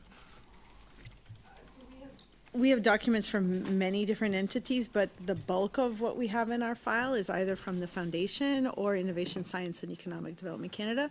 And so, yes, the Parliament should be receiving government information from the government. And most of those documents, as I understand it, there's over 10,000 pages that have been redacted, not complying with the order. And ISED is still going through the documents. They've done a couple rounds. I got others. But the order came, as I understand it, from reading the law clerk's letters. The order came from the Privy Council office to say to filter the responses through the Privacy Act and the Access to Information Act, which were not part of the House's order, which is why we're at the stalemate right now, where the government could produce the documents unredacted, because it didn't say redact them or filter them through these acts. They could provide it and get on with the stalemate. So could you tell me who in the Privy, as a recipient, your office as a recipient of that direction from the Privy Council office, who in the Privy Council office wrote that letter? So I have received absolutely no direction from anyone at the Privy Council office. My desire to comply with the government security policy, which is a requirement of my act, means that I have to go to ISED and say, you own this information. How are you treating it? I think that this dispute between the government and Parliament is one where the government needs to answer for why it is refusing to hand over or redact information. As I used the analogy before, I'm a caboose on this bus. I need to sort of let them go first, then I need to ask them to help me treat the information they gave me in the same way, because it is their information that I'm handing over, not my information. So they're communicating to you to redact documents in a way that was not part of the House order, I would assume, primarily through ISED and SDTC, who are both on the list from the law clerk as censoring the documents. So they are not communicating to me. I have been trying to communicate with them to get assistance. As I mentioned, we've had about a dozen conversations. I don't know, Andrew, if you wanted to add more, but it's really up to them to tell us what they're doing to the documents. Yes, since June, we've had about 12 conversations with ISED officials to figure out the protocol as to how to treat these documents. We will end up getting direction from ISED, but as you mentioned, that's going to be on the basis of the decisions that they have made on those documents.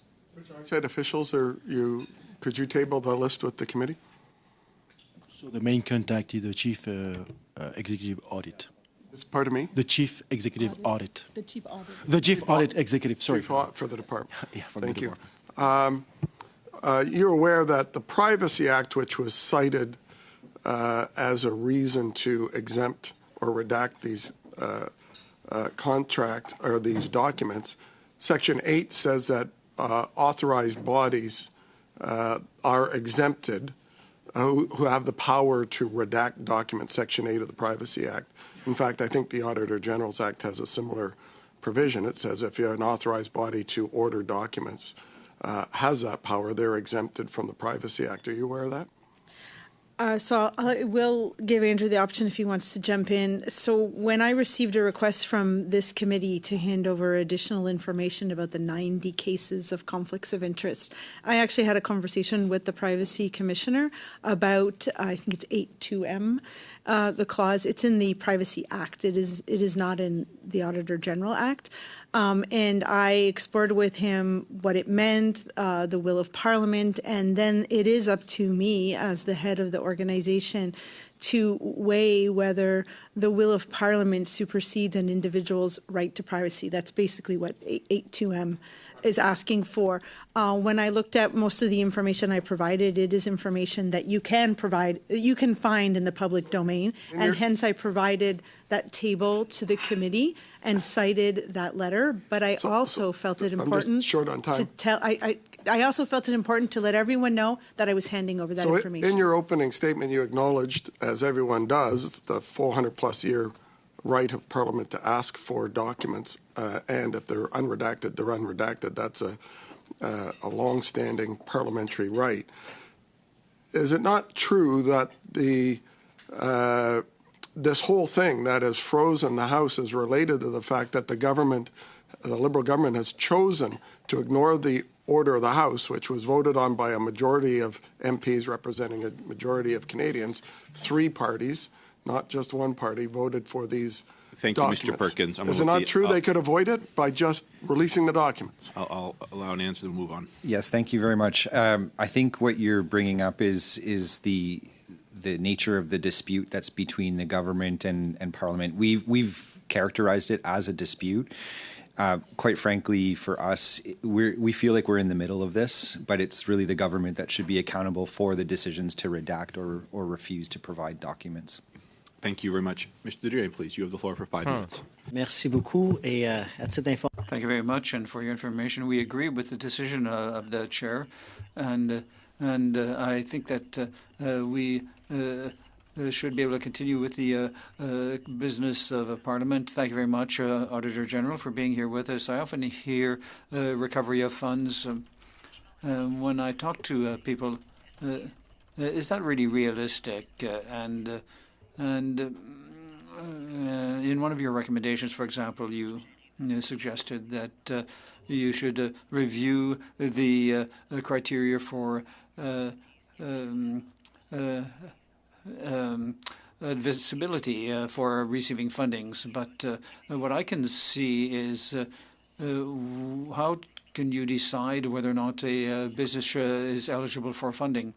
And I don't see how a judge might say, for example, that this is an error to give them funding unless the business had received other documents or explained its eligibility. Perhaps it misrepresented itself to the foundation. How could the government recover any funds in this type of case? Have you identified anything or similar within the foundation? There are legislative measures, but for the government, for the federal government to recover funds, and this is in federal law, the fact that it's a foundation, I think this is a challenge. But first of all, you have to identify who is not eligible and decide what measures could be adopted.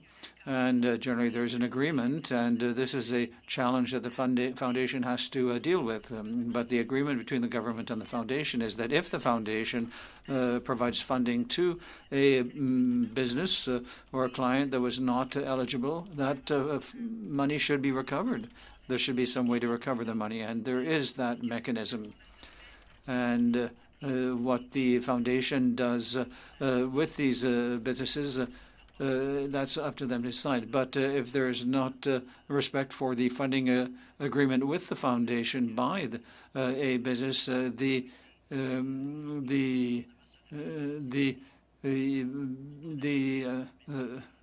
foundation should be able to recover it.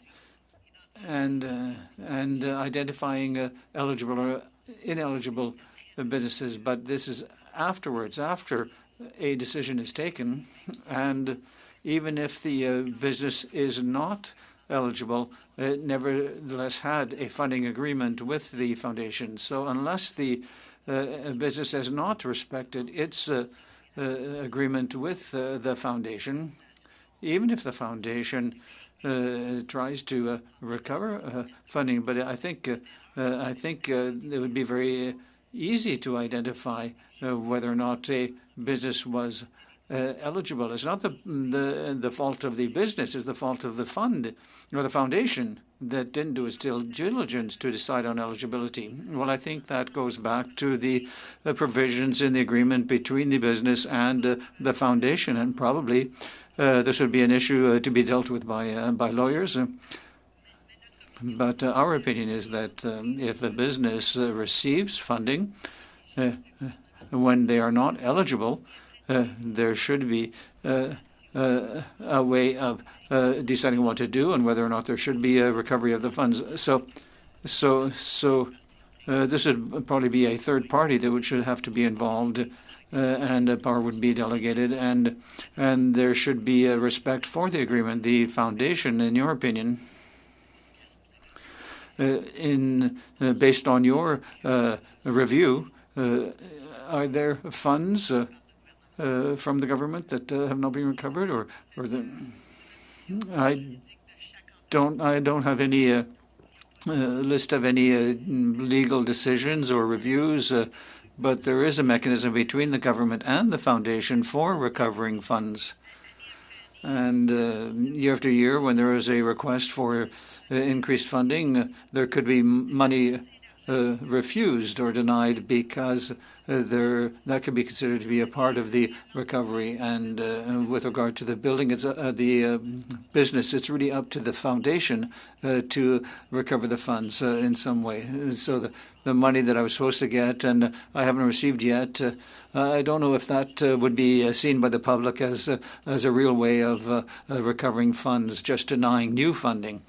And I think that this is seems to be what's been happening here. So with regard to your recommendation to the foundation to review eligibility criteria and for the recovery of funds, you've talked about sampling, and based on that, I think that you said that they should review all contracts because we suspect that if there is X amount of funding or X number of cases of ineligible funding, there are probably others. And have you He's so bad. Seen any action in that regard? Or poor guy. In our report, the foundation has said that it is partially in agreement with our recommendation, and there are new members of the board who have been responsible for the transition, and they have decided to review all the files. Our sample, I'd like to come back to the fact that we have a 90% confidence rate with our sampling, so there are at least 16 or about 16 cases of ineligibility. So thank you very much. We'll go back to our next person. Ms. Degagné, 2 minutes, 30 seconds. Thank you very much, Mr. Johan, for your question. To deal with him for another 5 you've just shown what I've already shown in the past, that there are millions of dollars, tens of millions of dollars at least, that have been spent that we'll never get back. Thank you very much, Mr. Turan. And so coming back to certain projects for ecosystems, for example, which is almost a secret because it wasn't even on their website. And you noted that in your report that there were exchanges between the ministry and that there were a number of challenges with this issue. And the ministry showed cases of nonconformity and problems with the administration. So I'd like you to confirm that. Yes, very right, very much so.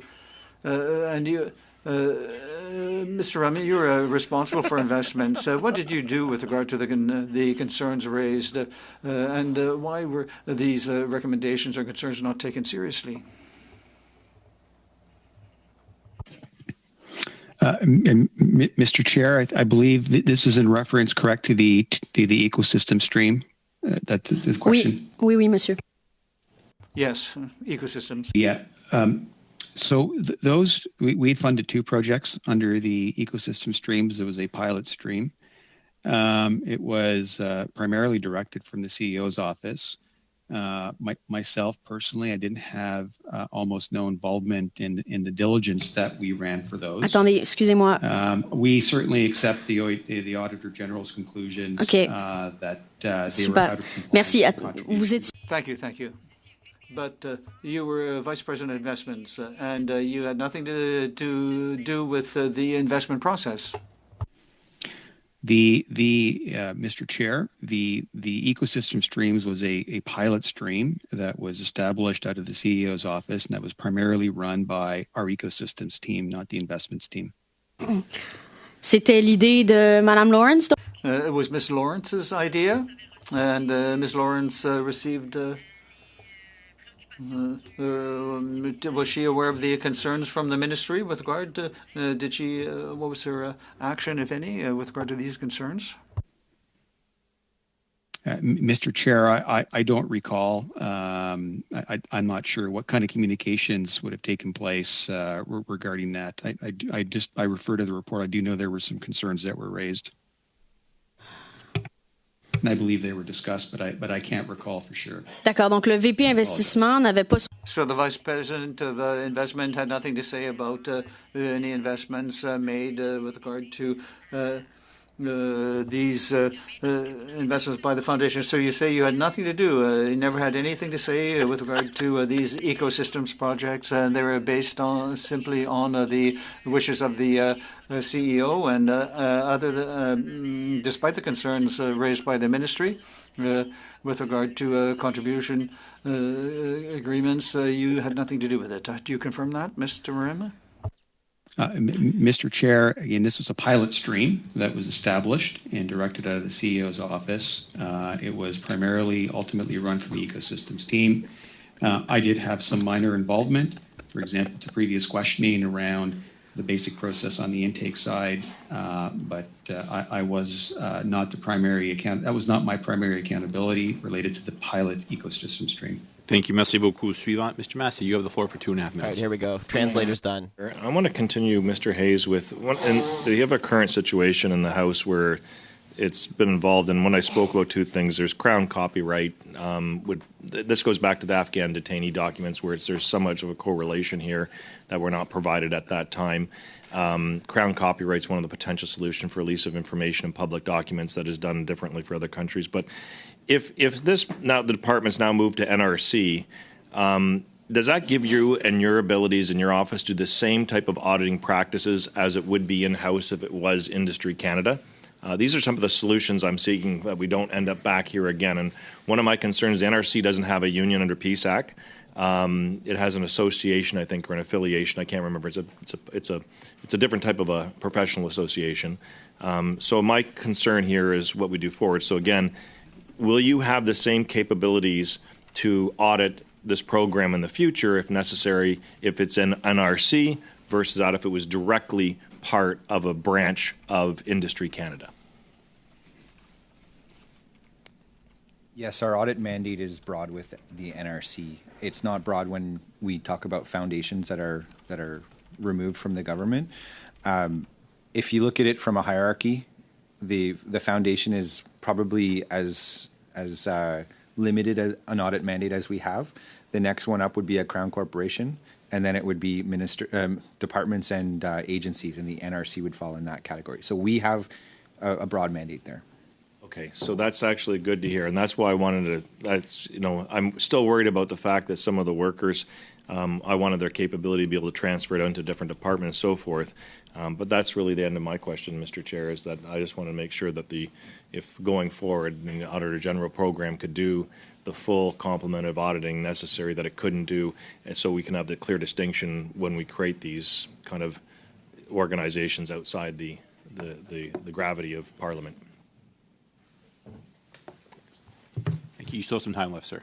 I'm good, thanks. Okay, very good. Up next, Mr. Nader. You have the floor for 5 minutes, please. Oh, Nader. Okay. Thank you, Chair, and through you, Chair, thank you to our witnesses for joining us this afternoon. I want to begin with you, Mr. Ram. In response to a previous question from Mr. Massey, you were asked about whether there had been any discussions about severance or exit payments for executives. You really didn't answer it, so I'm going to give you one more opportunity. It's a fairly yes or no question.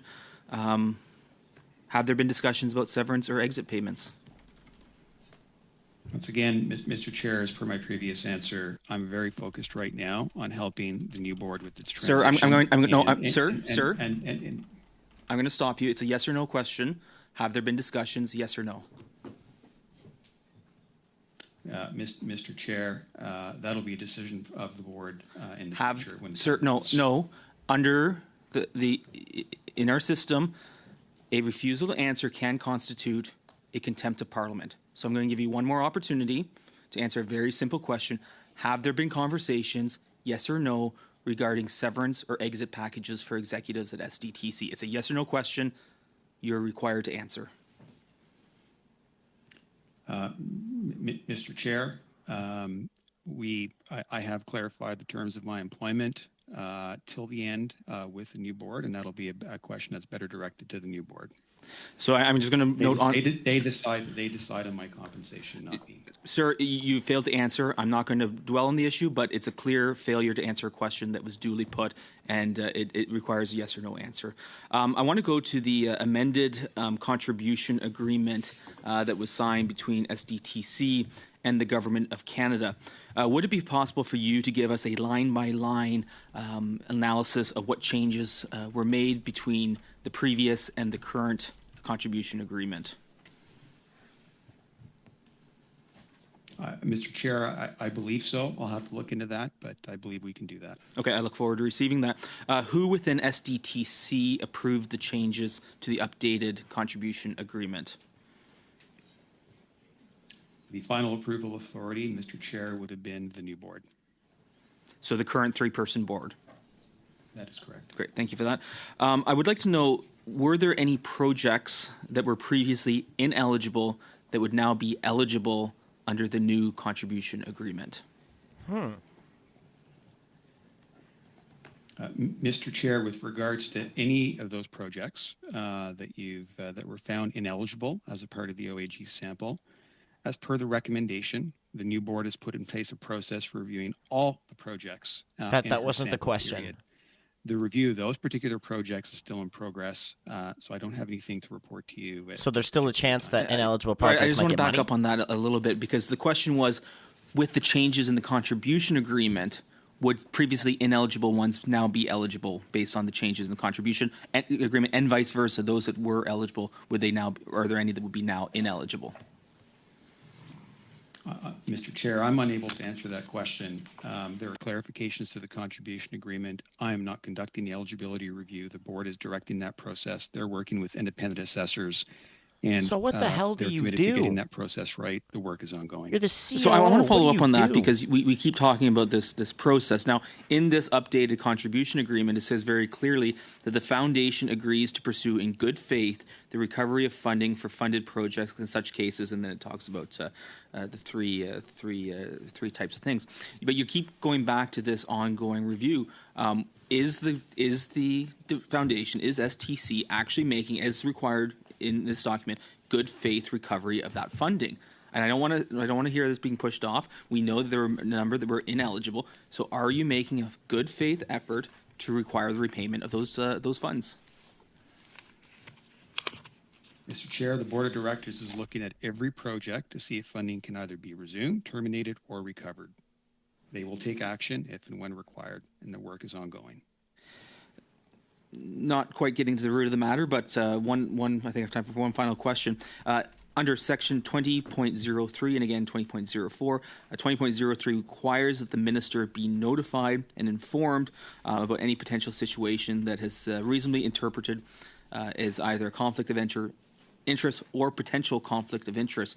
I'm curious how many times and under what circumstances has the minister been informed of these types of conflicts of interest? Mr. Chair, I do not recall. I will have to look into that. Would you be able to provide that information in writing to this committee within the timelines that the chair will lay out?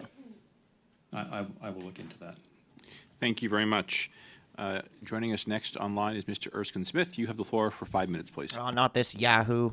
Thanks very much. I want to start, Ms. Hogan. We had the Ethics Commissioner before this committee, and he went into some detail around his findings in the Verschuren report. He was very clear that he didn't see anything criminal. He didn't see any corruption such that he would, as he described, it is his legal obligation to refer the matter to the RCMP. This committee has been marked, though, by accusations of corruption and criminality. I'd love to get to the bottom of it if that existed, but I've not seen a single piece of evidence to suggest that kind of criminality, and maybe you can provide it. So you've done a deep dive. You've seen documents I haven't seen. You've issued a damning report, certainly around poor record keeping, ridiculous conflicts of interest that shouldn't have existed and should have been better managed. But is there any evidence that you came across such that you were concerned there was criminality that should be referred to the RCMP? In the course of our audit, we did not uncover anything that we felt was potentially criminal in nature. We leave that decision up to the RCMP. We would have referred a matter to them, and we did not in this case. We did talk to them subsequent to our report being made public. And as I previously testified, if they want access to it, that we are happy to comply with the production order. Yeah. So there's been no production order from the RCMP. So obviously they're not pursuing this as the Conservatives would like, despite the sort of politics to that for them. But I just want to be crystal clear on this, because we've spent unending hours where we're allegations of criminality and corruption, that individuals have been expressly defamed by my Conservative colleagues on this front. And the Ethics Commissioner said it is his legal obligation to refer the matter to the RCMP, and he did not do so. So he didn't, because he didn't see anything. You would have the same legal obligation. You would have referred the matter if there were, and there was no potential. You said potential. There was no even potential criminality in your view based on all the documents reviewed. So my office does not look at intent. Really, that is up to the RCMP to look at. I do know that there is an ongoing investigation, and should the RCMP want our files, we trust that they will request them in the appropriate manner. Okay, but you've done a deep dive on those documents, so what would be the criminal case? So that's taking me outside of my area of expertise, but what I can tell you is I stop at what the foundation has. I do not go audit individuals or extend beyond what the foundation might have going into other organizations. So the RCMP has broader powers, investigative powers. No, I understand. So I don't know. But I completely understand that. But we're here sitting as She's not a parliamentarians police officer. She's not the RCMP. She criminality doesn't and know. corruption. You've reviewed these documents in great detail. I understand it's the RCMP's remit to say we're going to pursue criminality, but you've done a deep dive on documents in a way that I haven't. So can you list a single instance where I, as a member of Parliament for Beaches East York, should be concerned about criminality? If I was concerned about criminality, I would have referred a matter to the RCMP, and I have not. Okay. So we've got the witness from SDTC here today who has said, as other witnesses have, because, by the way, we hear from them individually instead of as a group, which is mind-boggling from our time perspective. But regardless, we have this witness attend alongside other witnesses over the course of the last number of weeks who have said they're implementing 10 of your they've so far implemented and are pursuing 10 of your 11 recommendations. When you look at the state of affairs at where SDTC was and it's the poor record keeping, the mismanagement of conflicts of interest, to the actions the government has taken subsequently, ultimately winding down SDTC to move it over to the NRC, the actions to adopt your recommendations. Are you satisfied with the action that the government and SDTC are taking, or do you think it's delayed? Do you think it's inadequate? Do you think it's frustrating to your recommendations, or do you think it's consistent with your recommendations? I think I said this when I released this report. I was pleased to see that there was quick action taken by the government, and I believe that with the funding being moved into the public service, there will be increased transparency and hopefully less opportunities for conflicts of interest. I believe that anyone who works in the public service has to be held to really the highest standard of behavior when it comes to conflict of interest so that they can maintain the public trust. And I hope that that will happen when the funds are moved into the public service.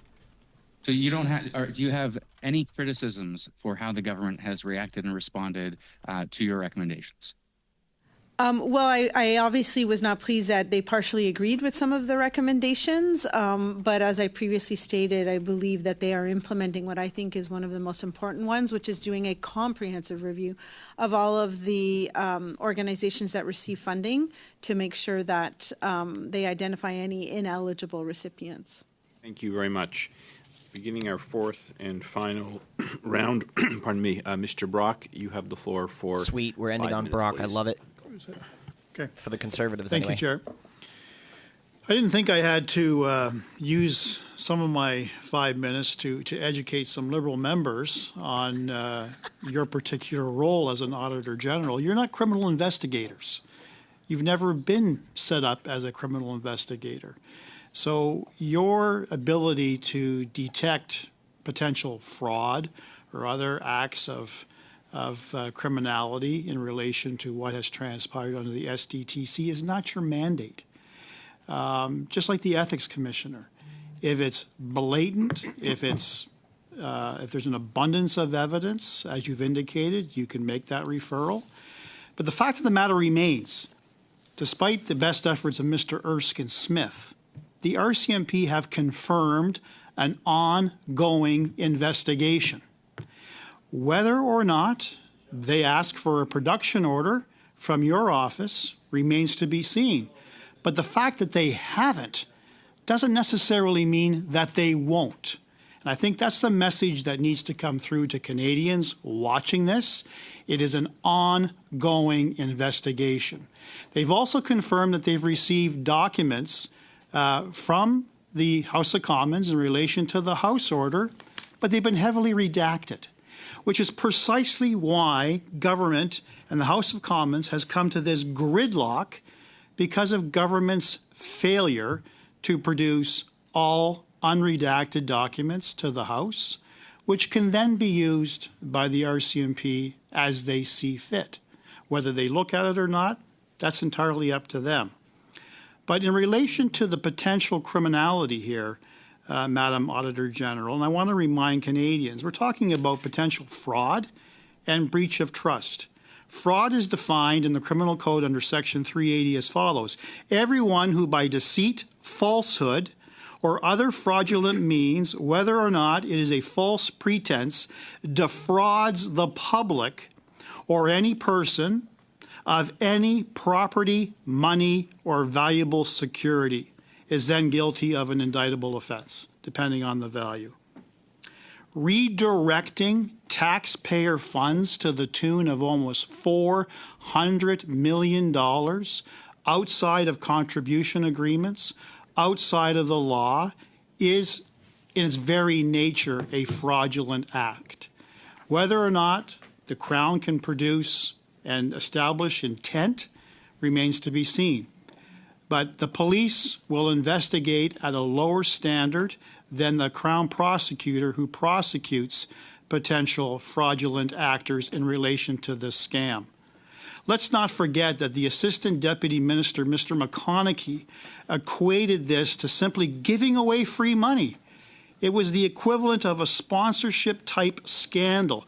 That is how massive this scam, this fraud, this crisis, this issue that is now bogging down the government operations in the House. To ask you one final question, all of this could go away if the government simply complied with the order of the House and released all the documents pursuant to that order. Would you agree with that, Madam Auditor General? I think, as I've previously said, this dispute between the government and Parliament is one they need to answer for and they need to resolve. I am, complying to the best of my abilities with the order, but ultimately the information resides and is owned by the government. Simple. This is hypothetical. If the government continues to refuse to release the documents, we have continued deadlock. If the government complies with the order, we can get back to the business of doing government. It's a binary option. It's a binary choice. Would you agree with that? The options the government has, comply or not comply. Again, I think that it's up to the government to answer for why they are redacting or treating the information the way they are. Right. Okay. Now to Mr. Ramey. Have you been contacted by the RCMP?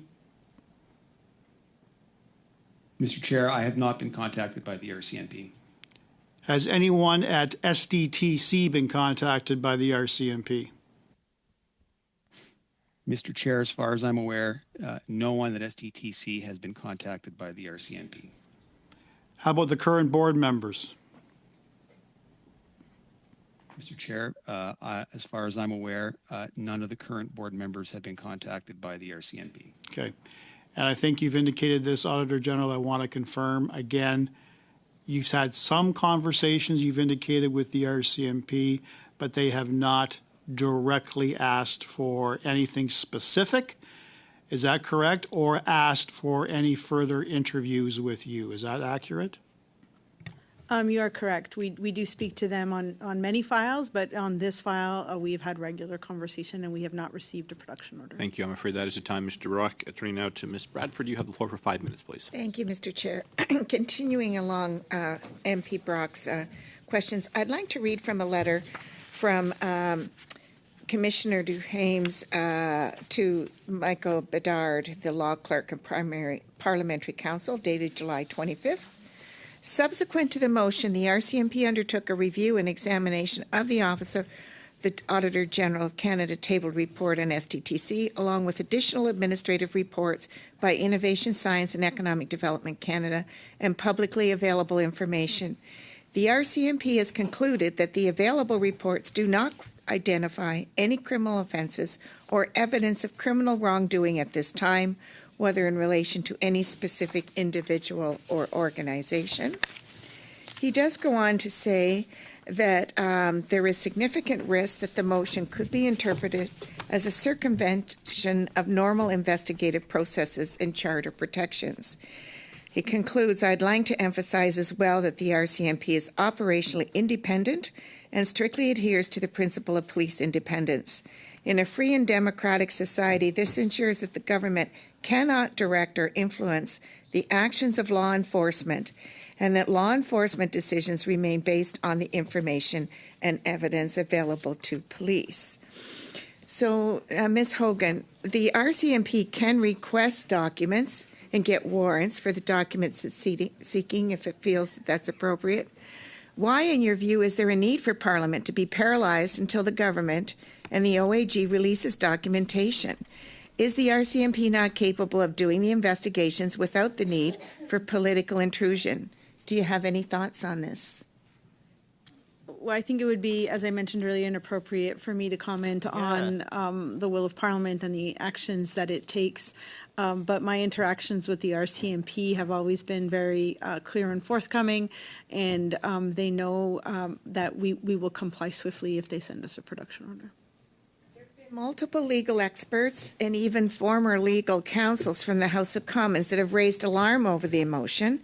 In a recent op-ed for the Hill Times, Stephen Chapman, a former senior legal counsel in the office and of the House Law Clerk from 2002 to 2017, deemed the House order unconstitutional.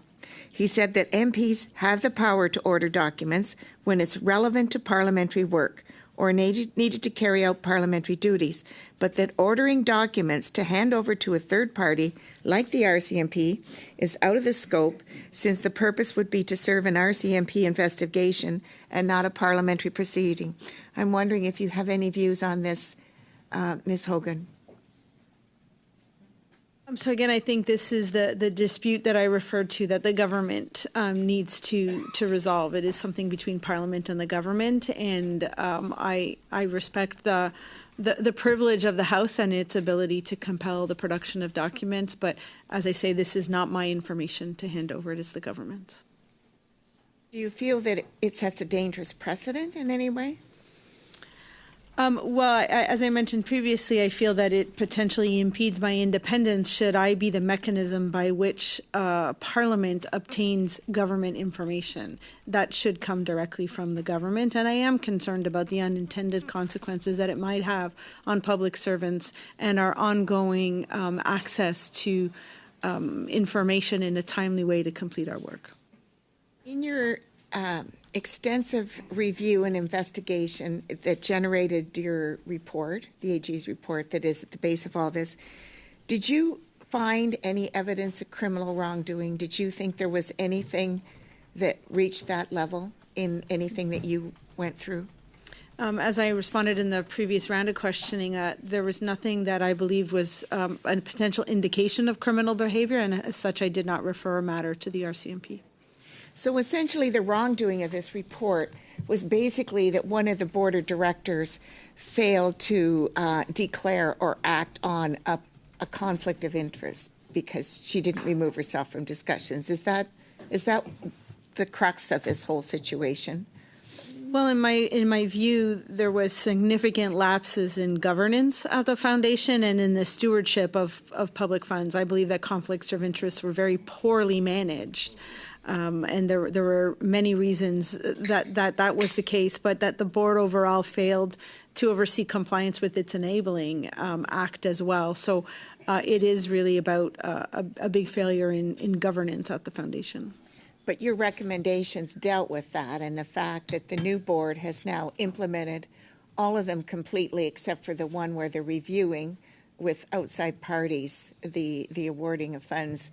They've all been addressed now, and so that should be cleared up going forward. There should be no further confusion, right? So I haven't followed up on the actions that any of the board members or the foundation have taken to respond to our recommendations, but I would trust that if they were properly designed and implemented, that they should address the issues that we have raised. Thank you. That is the time. Encore une fois, c'est Madame Séclair Desgagnés pour 2 minutes 30 No, secondes. not this translator. Once no. again, Ms. Desgagnés, 2 minutes, 3 seconds. Thank you very much, Chair. With regard to the recommendation 29, which was partially accepted by the foundation, we have a confirmation by the current board that there is an advisory company which is assisting them. Can you tell us what the name of this group that is assisting with the Mr. Ram? Can you tell us what the name of the group is that's assisting with the review? The board has retained 3 independent audit firms to assist with that. If I recall correctly, they are BDO, PwC, and Deloitte. 3 very well-respected audit firms. Merci, Monsieur le Président. Thank you very much. Can you confirm that you're going to review all the projects, including those that have already been reviewed by the Auditor General? Mr. Chair, I can confirm that we will be reviewing all the projects. Perhaps, and I don't recall exactly after discussion with the Auditor General, projects that they were in their sample that they determined to be eligible. I think they conveyed to us that it would not be necessary to go over those projects once again. Otherwise, all their projects will be reviewed from the sample period. D'accord, c'est un peu, je vous avoue que... So, I think this is in conflict with what we've heard, that all the projects will be reviewed. And a question that I didn't get an answer to, maybe you could answer now, with regard to a project decided to be ineligible by the auditor and by the board. Who's going to win? If there's a conflict between the the advisors that you've hired, that the group has hired, or the auditor's opinion that will be decisive in deciding whether that will be reviewed? Mr. Chair, I don't believe I'm able to answer that question. Certainly the review of those projects that were determined to be ineligible is ongoing. And I think we need to let the process work itself out. And if we get to that situation, the board will take the necessary actions in terms of what needs to be done. La réponse. This is an easy response, or is not. The easy response would be that the conclusions of the auditor will be the ones that decide which will be the winner, the auditor or the advisor. 2.5 minutes, please. Well, thank you so much, Chair, and it's always good to be back, and it's very nice to see you, Ms. Hogan. Usually we're talking about veterans, but I'm really excited to be here with you today. So my question is really around the role that your office plays. We know with the current situation, there's a lot of tension and a lot of things happening. So I'm just wondering if there is an increased requests for information for documents, will that have an impact on your office and the work that you do? This question was already asked and answered. Do you mean an increased request for us to provide documentation in our file related to this audit? To this audit, and specifically around this committee, we know that more continues to be released and more information is coming out, and there's more interest, I guess, in the details of it. And I'm just curious if there's going to be extra resources if the committee is calling on you to provide information. Well, again, I think it would depend on what the request would be, who the information belongs to, when information needs to be provided in both official languages and it hasn't been translated. But typically the information that we contain in our files belongs to the government. And it would be my expectation that the government provide that information directly to Parliament and not through us. Obviously, because of this order, we have spent some time with Innovation, Science and Economic Development Canada trying to understand the security classifications and redactions that they put on the documents, because we must respect that. So it has absolutely had an impact on our office, but not to an undue degree at this point. That's helpful for me. Thank you for that. So I guess my next question just flows from that, which is, we know that when these kind of events happen, there's more and more time requested for you to come forward to things like this committee and have these discussions. And I'm wondering, as we hit this crisis point, is there any need for your office to have more resources to deal with the day-to-day other activities that you need to do? So I'm just trying to better understand what happens to the Auditor General's office when a crisis comes out and these kind of requests are coming. Are you still able, with the resources you have, to do your work, or does the amount of time that your office is having to put into getting information, having discussions, does it take away from the other things that you must do? And I'm just curious about that. So as we mentioned earlier on in the hearing, at times we are either stopping or pausing an ongoing audit to deal with a request that might come through. I think ultimately my office has the resources it needs at this moment to do the work that we want to do and deliver about 25 performance audits for Parliament and the territorial legislatures. I would obviously love if someone could find extra hours in a day for me personally, but I'm always pleased to come to hearings and speak about our work, and I believe that is hugely important for our office to be able to support the Senate and the House of Commons. Thank you very much. That is the time. Mr. Cooper, you have 5 minutes, please. Thank you very much, Mr. Chair. To the Auditor General, Ms. Hogan, just for the record, to be clear, you're not a lawyer, police investigator, or an expert to determine whether there was a conspiracy to commit fraud or those types of matters, correct? You're correct. I am a CPA. Okay, thank you very much for that. And it's basically she's an accountant. She's a chartered professional accountant. Why it's necessary for the government to turn over all of the documents to the RCMP instead of continuing to obstruct Parliament, and instead of trying to use you as a shield to say, well, where was the criminal intent, when you don't look at criminal intent, correct? Our audit isn't designed to uncover intent or fraud. However, when we do find something that we believe might be potentially fraud or criminal in nature, we would refer that to law enforcement. I'm going to turn my next set of questions to Mr. Rami. Mr. Rami, with respect to the seed funding stream, it's correct that in order to receive funding under that stream, an applicant needed an accelerator to nominate them, right? Mr. Chair, in that process, we partnered with over, I believe, 80 accelerators from across the country. No question that an accelerator and would need to nominate them, correct? That is correct. And okay. We would open a round and accelerators would nominate. So who at SDTC determined the roster of accelerators that would recommend projects under this funding stream? That funding stream would have, it was our ecosystems team that ran that funding stream and would have reached out across the country to onboard accelerators. Two of the accelerators that were on that accredited list were Mars and the Verscheren Center, correct? Mr. Chair, that is correct. And we know that Annette Verscheren sat on the board of both Mars and the Verscheren Center. Did anyone raise any concerns about this, to your knowledge? Mr. Chair, not to my knowledge.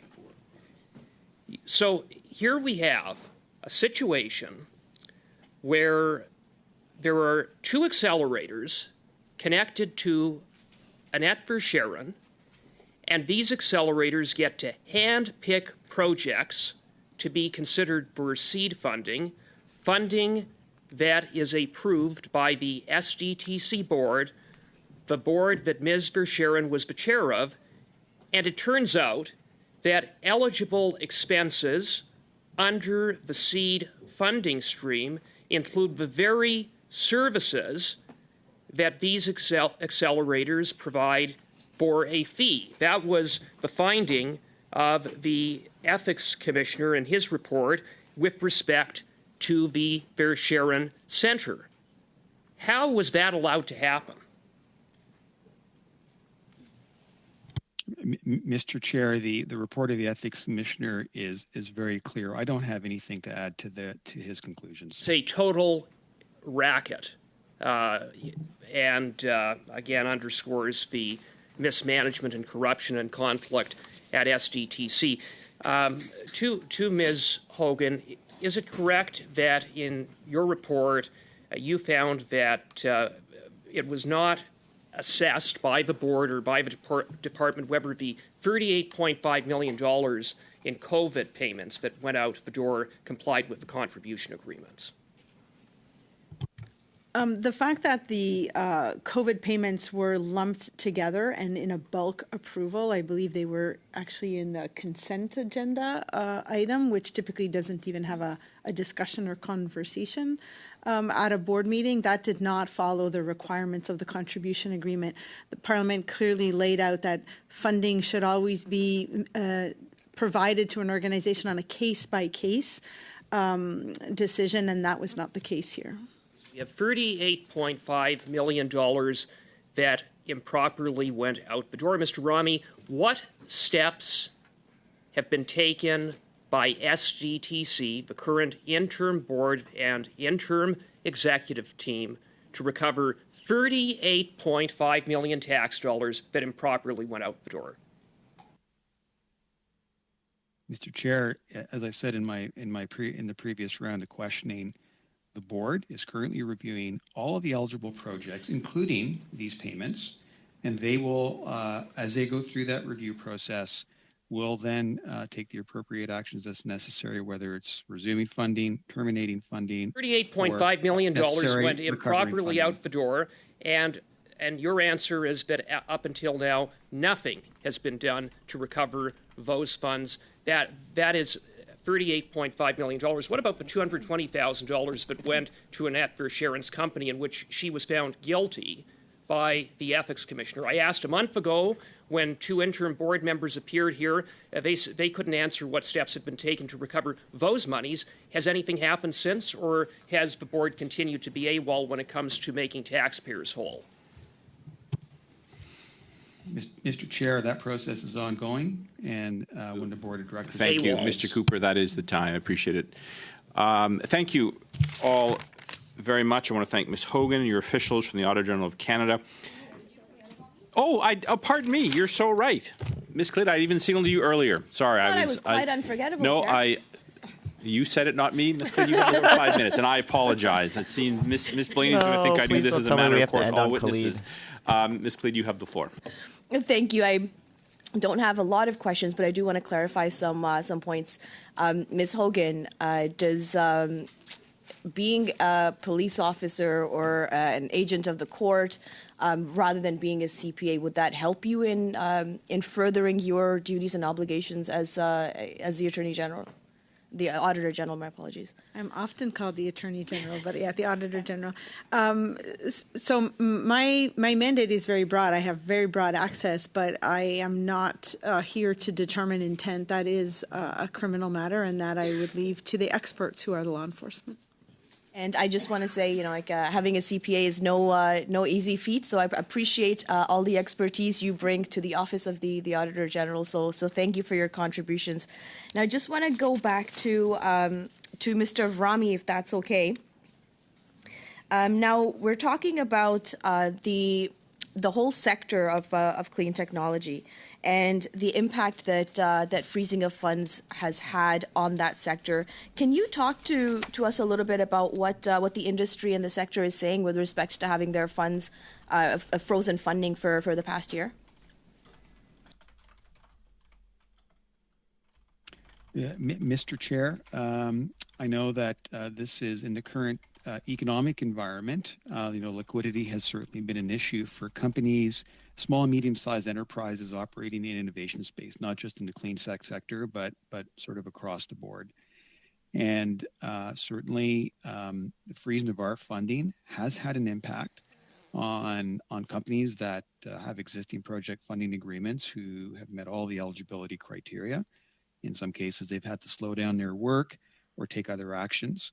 And we've heard a lot from companies who aren't able to access this funding to be new applicants to help them launch their new developments as well.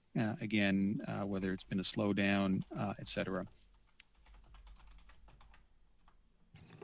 Thank you for that. And lastly, I'll ask Ms. Hogan, can you help us understand and clarify why independence of your office is so important in terms of how you function with Parliament, with government, and then fulfilling your role as the Auditor General as well? I think having an independent Office of the Auditor General is a cornerstone to good democratic system. You know that you can rely that the information I provide is free of influence, that it is based on fact, and that also requires us to have clear access to information so that we can provide factually based information to support Parliament in holding the government to account. So as soon as you impede that, it potentially either reduces the importance of our organization or impedes our ability to continue to provide fact-based information to Parliament. And do you think that your office's independence is right now being impeded by the activities of Parliament, especially in relation to this production order in the House? So as I've said, the dispute that's going on between Parliament and the government is one for the government to resolve. I respect the will of Parliament, and I am trying to comply within the parameters of my act, which means that I have to allow the owner of the information to tell me how I should treat it before I can hand it over. Thank you very much for being here today. Appreciate that. Thanks, Chair. Thank you. And again, I apologize for that, Ms. Khalid. I think that includes everyone. Thank you, Ms. Hogan, and your officials from the Office of the Auditor General for being here today. And thank you as well Mr. Ramey, for you coming in today as well. I know it was under some difficult circumstances, so I do appreciate you making time for us. There's been several bits of information that have been requested. Vous pouvez soumettre des informations. You can provide any information to the clerk, and for any other issue, please consult the clerk. To spend for 2 minutes. Before I'll do that, I'll just say a note. There's a bit of a new system here in the Commons with requesting time. So I know on the notice it's quite lengthy. I'm hoping it's not going to take as long as I have, but I suppose we'll find that out upon our return. So I'll suspend for 2 minutes to allow our witnesses to exit and then come back right away. This meeting is suspended. Okay, so as far as I'm concerned, this committee is on for, it's scheduled for 5 or 6 hours. I don't think they're going to take that long. I think basically what they're going to suspend and come back for is committee business, but it's not in the notice of meeting. So usually they do put committee business in the notice of meeting. Those are all the witnesses for today. So if they're going to be going on during question period, I'm sure there's not going to be many MPs in. There's probably only going to be one MP per side in the committee because everyone else is going to go attend question period. So I think they're just going to do committee business. They're just going to talk about future witnesses and what their next coming dates are for committees, like what day and time they're going to pick. So I can't imagine there's anything going to be too important. So we're basically just going to take a half-hour break, or not even. We got 28 minutes until question period starts. The link's up at the top there. I'll put it in the chat one more time here so we can all head over there and watch question period today. As you guys know, Justin Trudeau will not be in. He's having his flu shot. Very, very important. Justin Trudeau needs to get his flu shot with some photos and all this stuff. So that's pretty much his thing for the day. I think he's got something else he's got to do. But Pierre's set to attend question period. Let me just double check to see what else Trudeau has to do today. He has to meet with the United Nations High Commissioner. And then he has to deliver remarks for a Diwali celebration. So that's Justin Trudeau for today. That's his work, which is, I don't really know if you call that work, but anyway. Appreciate everybody tuning in today. As you guys know, I know everybody has some overlap. You guys do like to watch other channels, and, I appreciate that. There's definitely some people from, Northern Perspective, and there's some people from, I don't know, maybe some people watch Sunshine Baby.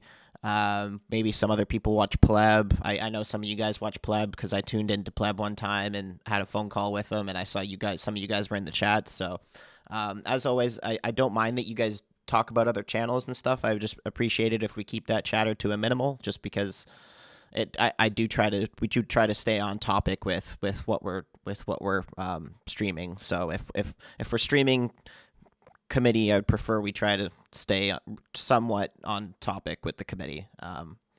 Moose on the Loose. Yep. Sorry. Here's another one I forgot to mention. The RCMP guy. I can't remember what his name is, but he does some pretty good stuff as well. So, yeah, like I say, I know there's overlap. I know you guys do watch other channels and stuff, but it's just better if we kind of stay on topic with what we're watching. So, anyways, guys, we got a little bit of a break here. Go and grab a cup of Joe. Go and grab some food, and I will see you guys on this link here. And I've got it up at the top again. So, try to watch question period with us, guys. I feel like more people are actually starting to watch me for committees than question period at all. So anyway, appreciate you guys tuning in. If you don't watch question period with us, I'll be live again tomorrow for committees and question period. So if you don't want to tune in to question period, we will see you tomorrow. Otherwise, I'll see you in 20 minutes, guys. Clinton Jaws. Yes, that's the one. Thank you. But cheers, guys.